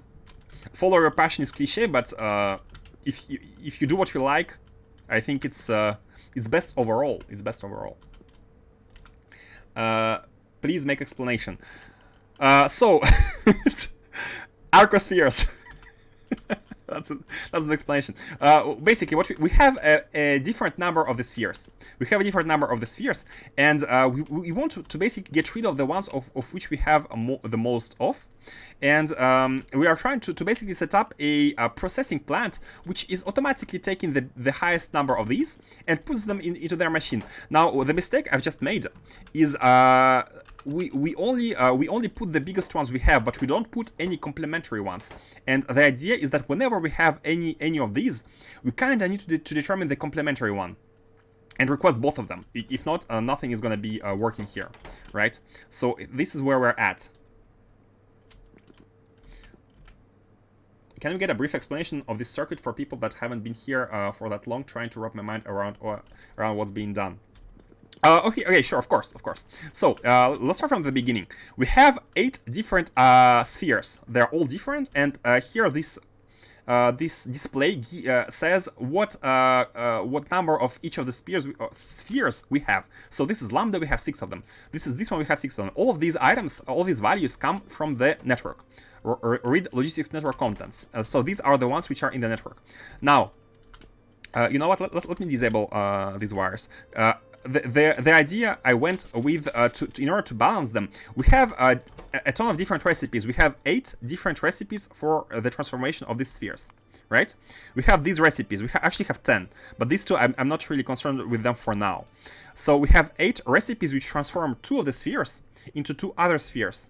So these are fixed. They're always like this. So you can use this recipe to always transform a z and a gamma into a zeta and a lambda, right? And you have 8 of these. And my first approach right now, like a kind of a testing approach, is to try and to force the recipes which include the item which has the highest value, of which we have the highest amount. This is what we try to do. Let me finish this. This is kind of a first idea.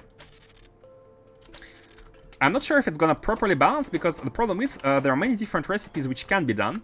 There are actually 2 per item. There are exactly. Wait, I thought I disconnected them. Oh, the request is still set. There are exactly 2 recipes per item which get rid of the item. No, actually 3, including these 2 chests. These chests transform 4 into 4. So all 8 of them go through a transformation. But these 2-2s, amongst these 8 recipes of 2-2s, if you look at the icon, you can see that there is exactly 2 recipes which take, for example, theta. You have this one and you have this one. There are 2 recipes which take theta and transform it into others. But this one takes epsilon and this one takes lambda. Initially, I don't really know which, if we want lambda or epsilon to go along if we have a theta transformation. But what's happening here is that I'm gonna activate both. I'm gonna have both working. It might not be super efficient, but if we have all working, then you know, then it's great. And that's just my initial thoughts on these. Oops. On the setup. Man, it's a bit hard to clean everything up. I'm putting everything in the initial state right now. Tropical fish are tasty. I have a pair of clownfish that absolutely adore. Oh, clownfish. I remember seeing these in an aquarium because of the funny name. Saltfish tanks are too spendy for me. Sentence marks are no pack animals. What? So cool, we're just noodling.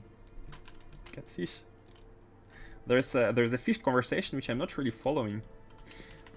Quatch is too spendy for me too. I have no I have to reel back, no pun. Reel back.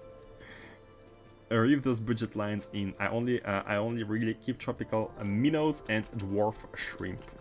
Man, we have a bunch of people who have fish. I have none. I don't have an aquarium.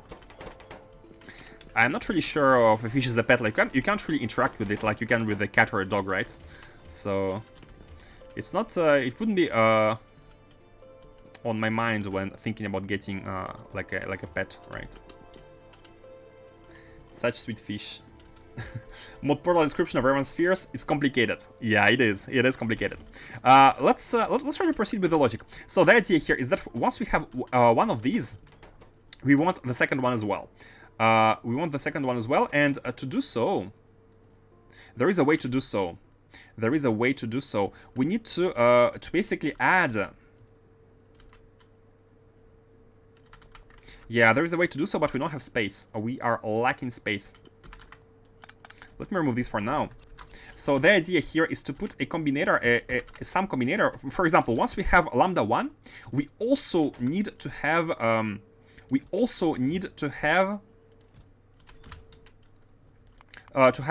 complement here, right? And the idea here is once we have a lambda request, we're gonna add lambda with its complement, which is here omega. We're gonna add lambda and omega, and we are gonna output omega because we have lambda 1, and this one will gonna give us omega 1. Or wait a second.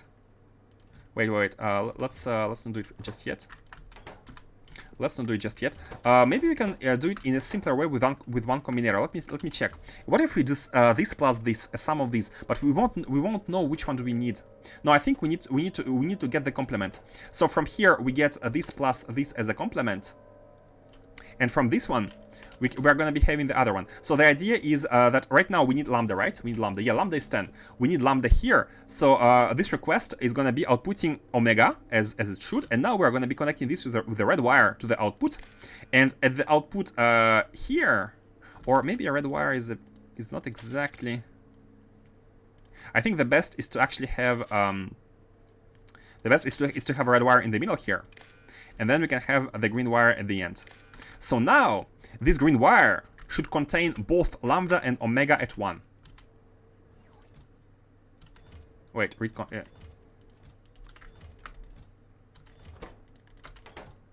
Let me check whether this is working. Put this one here, and let's see what the green wire says. The green wire says nothing. Hold on a second. Lambda plus omega. This one outputs lambda 1. Oh no, lambda and omega at 1, and that's it. That works. So this way we're having lambda and omega at 1. Perfect. And now we should do the same for the other one. For the other one below here, lambda plus omega, but the complementary right now is lambda. So once we have a signal of omega, we're basically adding to it a signal of lambda, so that we can have the processing done. And here we go. We do it like this. And this is now done. Unfortunately, we need to do it for everything, and we don't have space for the outputs of the final outputs. We can do them at the top. I wish I was here from the start of the world. I really want to see from the start of space exploration. Yeah, most streams are on YouTube, as everyone says. I upload everything. It's on the link on the Twitch page description. If you want to see any step of this playthrough, it's on YouTube. However, YouTube uploads are a bit late. Like right now, the latest YouTube upload is basically the playthrough from a month or so ago. I need to keep to date to keep these to date. I will try to do a bunch this weekend and try to take time every day to put a video out. It's a bit more complicated because of the like video creation, but I need to do that. Apologies for the delay for the YouTube series, but it's eventually gonna come closer and closer to the current state for those who watch. And you're welcome. You're welcome. Hope you enjoy. But yeah, as you have noticed, my English is very far from perfect. So hope you can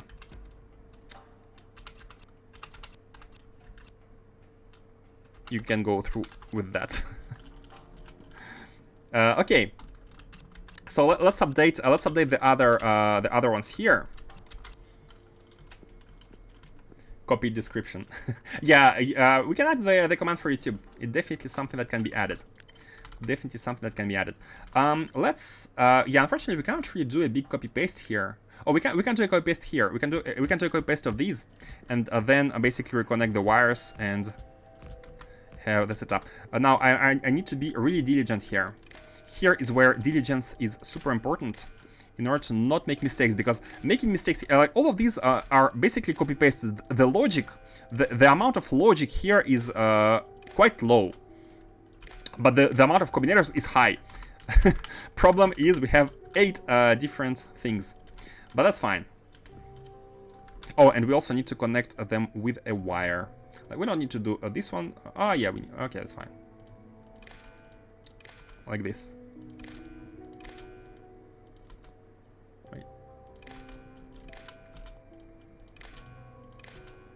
Connect these. Okay, and finally we need to adjust the values here. This is epsilon and omega, so we are adding epsilon. Oh wait, this is xi. It's not epsilon. Epsilon is smaller.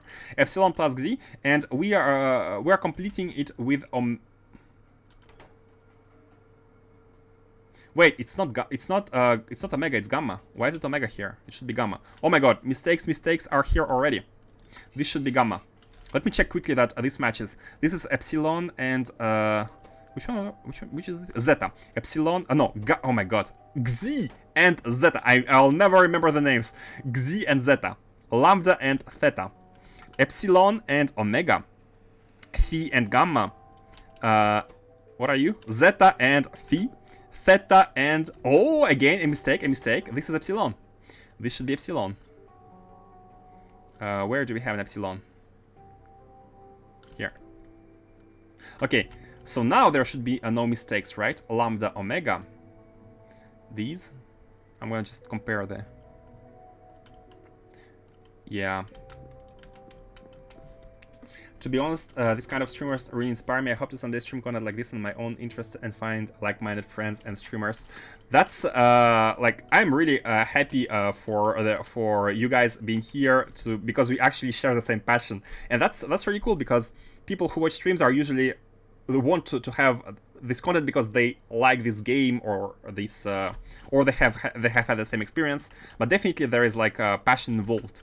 And I feel like I feel connected to you guys for sharing all of this, the passion of Factorio of what's the word?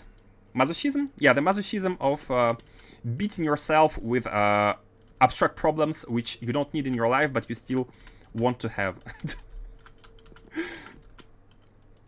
He totally ignored my highlight message. What, really? I ignored it? Man, the chat is very active. I'm tempted to challenge you to find a belted Revan-Spheres processing solution. Oh my god!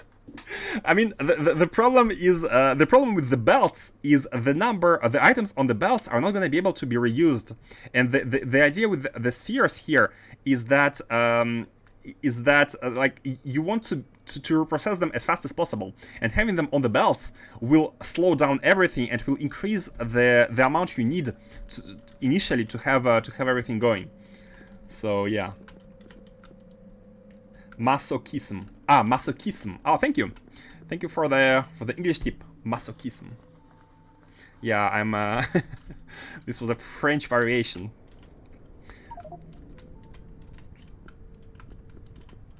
I'm tempted to. Oh yeah, you have requested. Yeah, apologies if I don't see the messages. You are very active today, and I really appreciate that. But we have a problem here. We have a situation here with these spheres. Let's go and fix all of these now. So this now should be gamma. So we're taking the zeta. Oh my god, I can never remember this one. This is Gz. Where is zeta? Which one is zeta? Zeta is the big something which looks like a Z actually. Yeah, somewhat like a Z. And this is Gz. Okay, so Gz needs to be complemented with epsilon or with my god, with gamma, and a gamma here needs to complement itself with Gz. So let's go. Learning stream English and Greek. Gamma and Gz, and the complement here is Gz. So gamma Gz, bam, out. Now this one is epsilon, Gz and zeta. First one is zeta and Gz are the worst ones for me. But zeta, I'm gonna try to remember that it's like a Z. And here we need to output the zeta, which is the complement. And you know what? We can actually copy paste this one and change this one by the other one. Yeah, that's easier. So here is lambda and theta. Theta is easy, often used in math. Output is theta, and here output is lambda. Now here we have epsilon and omega, easy. We have one of these already. Epsilon and omega, and here the output is omega, here the output is epsilon, okay, complemented. Here is phi and gamma. Let's take one with both. So here phi and gamma. Phi plus gamma. Hold on, guys, I'm gonna finish this while I'm focused, and then read your messages. Bam, bam. And here we have zeta and phi. So let's get the phi. Phi plus zeta. Output, the complement here is phi, and copy pasted below. Complement is now zeta, and here we have theta and epsilon. Let's get the epsilon, pam pam, epsilon and theta. Theta complement is epsilon here, copy pasted, and here is theta. Okay, now it should be good. I can never remember the Greek names either, so I just made up my own. Oh really? You have your own aliases for these? You can read out belt contents by wires, but doesn't change anything. That I'm still tempted to challenge you. Oh my god! Let me first finish the main challenge, okay? This one big challenge before doing some extra challenges. But I welcome any challenge, right, Revan? Once we finish these, you can challenge me. I'm gonna accept it. I have to. Everything you ask me to do, guys, I'm obliged. I only know the omega and not the big omega. Yeah, there is a big difference with capital letters and lowercase letters. The lack of Greek letters as variables hit me very hard in my circuit building. Yeah, I mean, you can use the spheres themselves, I guess, but they also represent their items, so it's a bit hard. But you can also get the first letter. So here L, X, Z, T, E, P, G, O. There is not a single repeating one. So you can reserve these letters of the alphabet to kind of have the representation. Fortunately, there is not a single repeating one. I'm sitting here waiting for him to turn it on. I have everything turned into omegas all at once. Let's go. We're almost there. Okay, final check, guys. Final check. Omega and lambda. Lambda here and get into omega. Omega get into lambda. Here is gamma and Gz. So Gz and gamma getting into gamma. Gamma and Gz getting into Gz. Yes, this is Gz and zeta. Gz, zeta. This is zeta. This is Gz. Yes, this is a lambda and theta. Lambda into theta, theta into lambda. Here is epsilon, omega, epsilon into omega, omega into epsilon. Here is phi and a gamma, phi, gamma, gamma, phi. Yes. Zeta and phi, zeta, phi, phi to zeta. Zeta plus phi, yeah. And here is finally theta and epsilon, theta, epsilon. This is epsilon, this is theta, and the outputs here should be This one outputs theta, and this one should output epsilon, and both of them should be inside. Okay, guys, let's do it. Before we do it, let's put the models, of course, because we want everything to be to become epsilon as fast as possible. To become epsilon as fast as possible. On this episode of GMS, Arco. Indeed, it is. The next episode of GMS.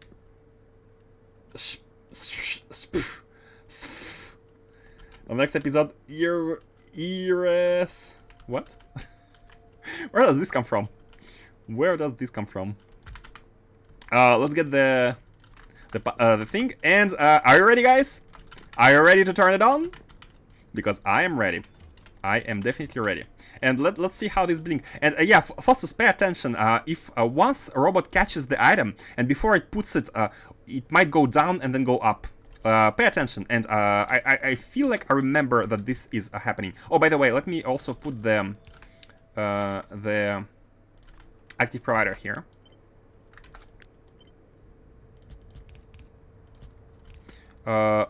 Oh, there is no place. There is no space for this one here. That's fine. Hold on. Man, thank God for.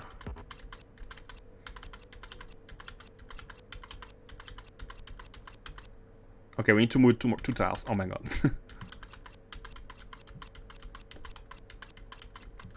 Best mod ever. After the advanced fluid handling, of course. Okay, like this.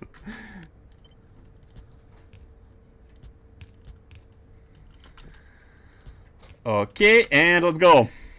Let's go. Set requests. Oh, sorry, I didn't. Yeah, look at this. It's going down and then goes up. Oh, no. Man, there is this transformational phase. There is this transformational phase where it's... I think we need more Arcospheres. We need more Arcospheres initially. Pull the lever. we don't have enough Arcospheres because the ones which are being processed are not counted. We need more Arcospheres. This is not enough. We need 736, or what was your number before?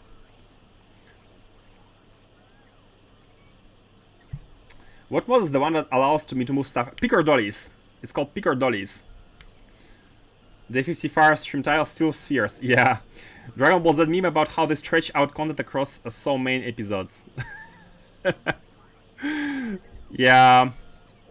So, okay, the problem here is that there are many items which are like this. This setup, it will never end. It will never end. It will always try to balance everything out. We don't do it very carefully. Like about we're kind of trying to push them. We're not making it careful. We're not making careful transformations. We're trying to kind of strive towards a flat amount of each. But problem is we don't have enough Arcospheres with this. We don't have enough of them, and because of that, we can't really see that we're going towards anything flat. And a second problem is that we don't use these. We don't use these yet. So they actually might be required to have a decent result. So as you can see, there is still a tendency where we're getting lambdas, zetas, epsilons, and gammas. There's like a tendency. But this tendency doesn't represent anything. It might just be regarding the fact that like one of these have like some chests have priority because they're closer. Is it these basically? Xi, theta. Wait, lambda, zeta, epsilon, and gamma.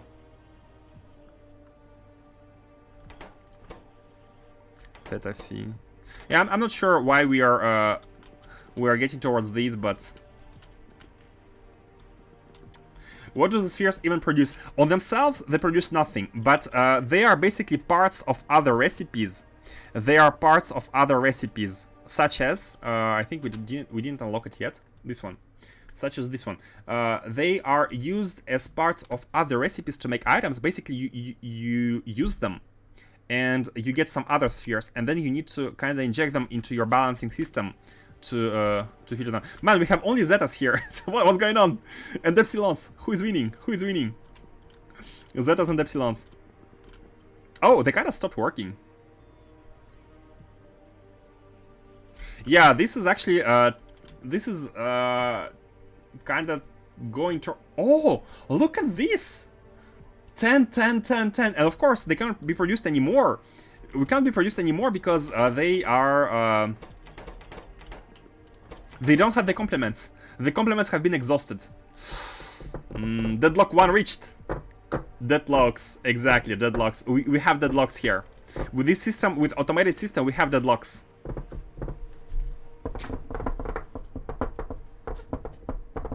Man, I remember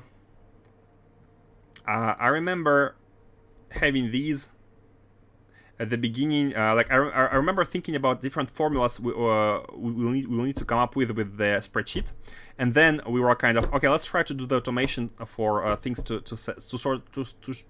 sort them for us automatically. And now I'm kind of feeling that going back to the spreadsheet should be. Might be worth it. But wait, is there a way to get rid of the deadlock? Because now we are actually we don't have items anymore. We kind of need we need the items. We need these spheres because is there any function which takes these lambda, zeta, epsilon, gamma, lambda, theta, lambda, zeta, epsilon, gamma? I don't think so. Like, if it was possible, that we already would have been here. Man, so the deadlocks are real. So the auto-balancing system might not work because of the deadlocks. I haven't realized that. And that is good insight. That is good insight indeed. That is good insight. We need to be smarter. We need to be way smarter than this. And we also need to make sure we use these, because I feel like not using these, the big ones, we're kind of missing out on eventual tools or requirements to be able to do so. Maybe also not check the maximum. Maybe not check whether the maximum is above A, but leave a buffer. Leave a buffer when maximum is way above A. Only then do this when maximum is way above A. And we also need to be careful, to be mindful of a buffer. So we can have up to 2 items inside the chest, and we can have 1 item in the chest. So up to 3 items can be buffered, or even more because of the bots flying. Actually, up to 5 items can be buffered. Up to 5 items can be buffered. Like bots, 2 bots taking these to their respective chests. Oh, not even 5, then 7, because we have 4 chests which accept the item. Here we can accept lambda, omega, and lambda, for example, can be accepted as a complement. No, actually only two. Lambda is accepted here and here, right? So lambda can be carried by the boss to this chest. Oh no, that only happens when this chest has nothing. So 1 plus 1, 1 plus 2 plus 2 plus 1. So we can have up to 6 items which are being kind of buffered in the transport. And if we were to use belts, it would be way more. So what I'm thinking about doing next time, trying to kind of only say only output M if M is more or equal than A plus 6. Only when there is up to 6 units difference, only then apply the transformation. But then again, it might not be fruitful, because we will seek for a complement, and we might reach a deadlock as well. We might reach a deadlock. Maybe mathing it out would be the best. But I will. I'm gonna be stopping now. By the way, it's 1:30. But unfortunately, I think I won't be able to help myself but think about solutions while in bed or in the shower or eating, or basically I'm not able to think about anything else right now. But trying to find a solution. So yeah, the next stream is gonna be tomorrow. Tomorrow, maybe earlier than I'd like to get to this earlier than usual. So let's see what kind of ideas I can get in the shower, and I'll let you know about it tomorrow. By the way, guys, for those who have managed to find a solution, how long did it take it? How long did it take it? Did it take you to solve this? How long? For example, Faustus, did you finish it? Did you find a solution? Oh, and Move Mix issue also. You said you have the solution. How long did you do it? Can you greet my fiance, which is watching you with me? Her name is Marta. Hello, Marta. Welcome, welcome. Hope you enjoy Factorio as well as your fiance. I solved it in 2-3 hours. Okay, we are above 2-3 hours, so you're way smarter than me officially. Yeah, I'm thinking about being at it tomorrow all day as well, because right now I don't really have a clear idea of how it should be solved. But maybe I can think about something.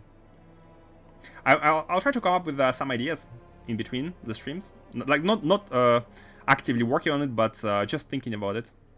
And let's see what we can do. So yeah, for those who solved it in 2-3 hours, congratulations. Congratulations.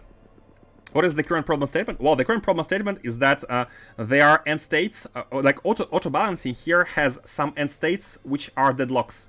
And I think that it tends towards a deadlock rather than a proper balance. Like we need to forbid some of the operations. And another thing is that we need to find a way to make use of these ones. We kind of need to make use of these ones. So I'm still wondering whether we should try to find an automated balancing, or whether we need to math it out and apply formulas. Like looking at the numbers and see, for example, okay, we have lambda is our highest, and then second highest is gonna be z, and then look at the formulas and find those which eliminate both of them, which can be combinations of operations. This is like a more methodical, mathematical approach. This is more of a chaotic approach. I kind of hoped that the balance would be reached, but it might be reached if we if we bulletproof the system against deadlocks. If we stop processing once. If we stop processing.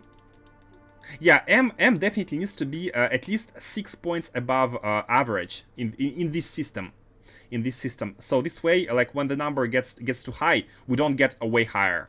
We don't get way higher, because average here is what, 40?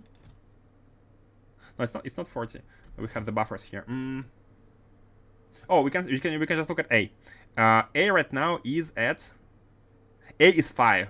A is 5, and this is 10. Oh, actually 6 might not be big enough. But maybe we need more spheres.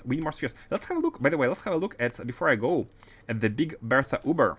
Let's have a look at the Big Bertha Uber, and let's see how many it collected. So it managed to. Let's have a look at the Informatron. 13. Perfect. That's so basically it means that every asteroid field might be the same as the other ones in terms of the collection rate. So we can remove this. And oh, okay. I forgot to disable these.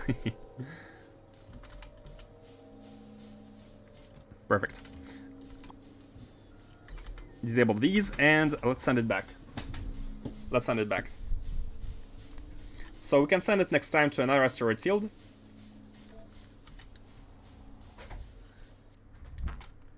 And collect more Arcospheres. And we can actually have these, we can insert these into the system already to have even more problems than we already have. The only thing I'll say is that you have all the tools in the game that you need to solve the problem fully. There are multiple ways to do it, and it will probably take at least 3-4 iterations to get it to a minimally workable solution. So you're basically suggesting to not do Excel stuff, right? I mean, that's probably more interesting and less of a headache. Some solutions scale better than others, but for now it's probably better to get something working to better answer. Exactly, like for now I'm not even thinking about the efficiency or lowering the amount of combinators or any kind of optimizations. Right now I'm just thinking about getting a solution straight. But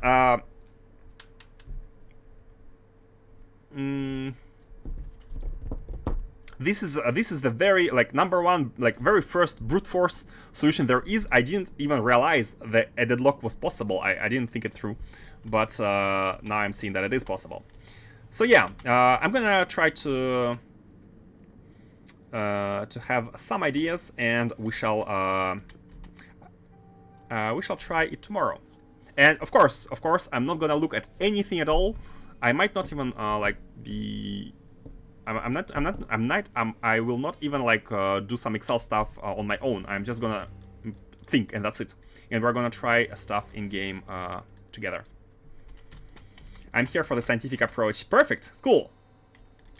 But again, people solve it in 2-3 hours. So yeah, my scientific approach might not be the fastest one.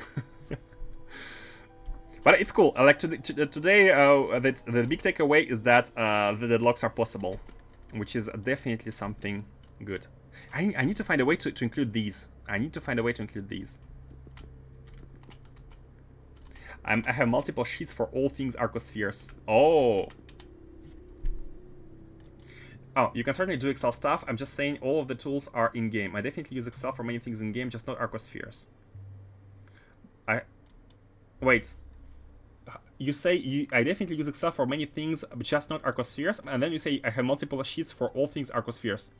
So you do have sheets for Arcospheres, right?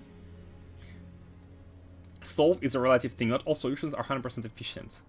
Yeah, I'm guessing there are multiple solutions. Like for me, the most efficient solutions are basically you know exactly which transformations need to be done in order to reach the balance. You have a system which looks at the distribution, and it knows which transformations need to be done. That's the best approach, but it requires a mathematical solving, and it requires its application with the combinators. But maybe something like this is kind of our final solution. But I'd like to first find a solution, as you say, like not the most efficient, but a working solution. Depends on the scale speed you need, not just Arcospheres. I used for core mining which items to put into a single item, rockets, item processing. I see. Okay, well, yeah, guys, I need to be going now. Apologies for the... apologies to my girlfriend. Yeah, I have to be going. I thank you all for watching. Thank you all for bearing with me on my... very slow attempt, and yeah, hopefully I see you next time. If you want to see me struggle even more. Definitely not the fastest, but I want to finish it. I want badly to have a solution, and then I want to iterate to have a better solution, and then I want to have the best solution there is. Okay, thank you all again. See you next time. Where should we go? Factorio.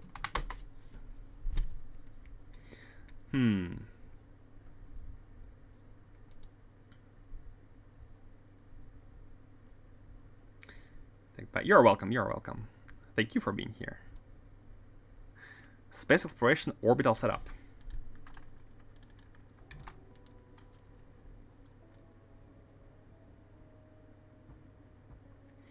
Next time on tilting for windmills. Tilting for windmills. Windmills? I don't get the joke. I don't get the joke. Okay, guys. Sending you to Mod than Yon. He's playing space exploration. He's building a green cheese. He has a nice grid. I want a grid as well next time. Okay, the red is starting. Thanks you all again, and see you next time. Bye bye. For a moment, I was confused as to why you were just randomly talking about cheesecake, and then I remembered you were making cheesecake. Or you were talking about cheesecake.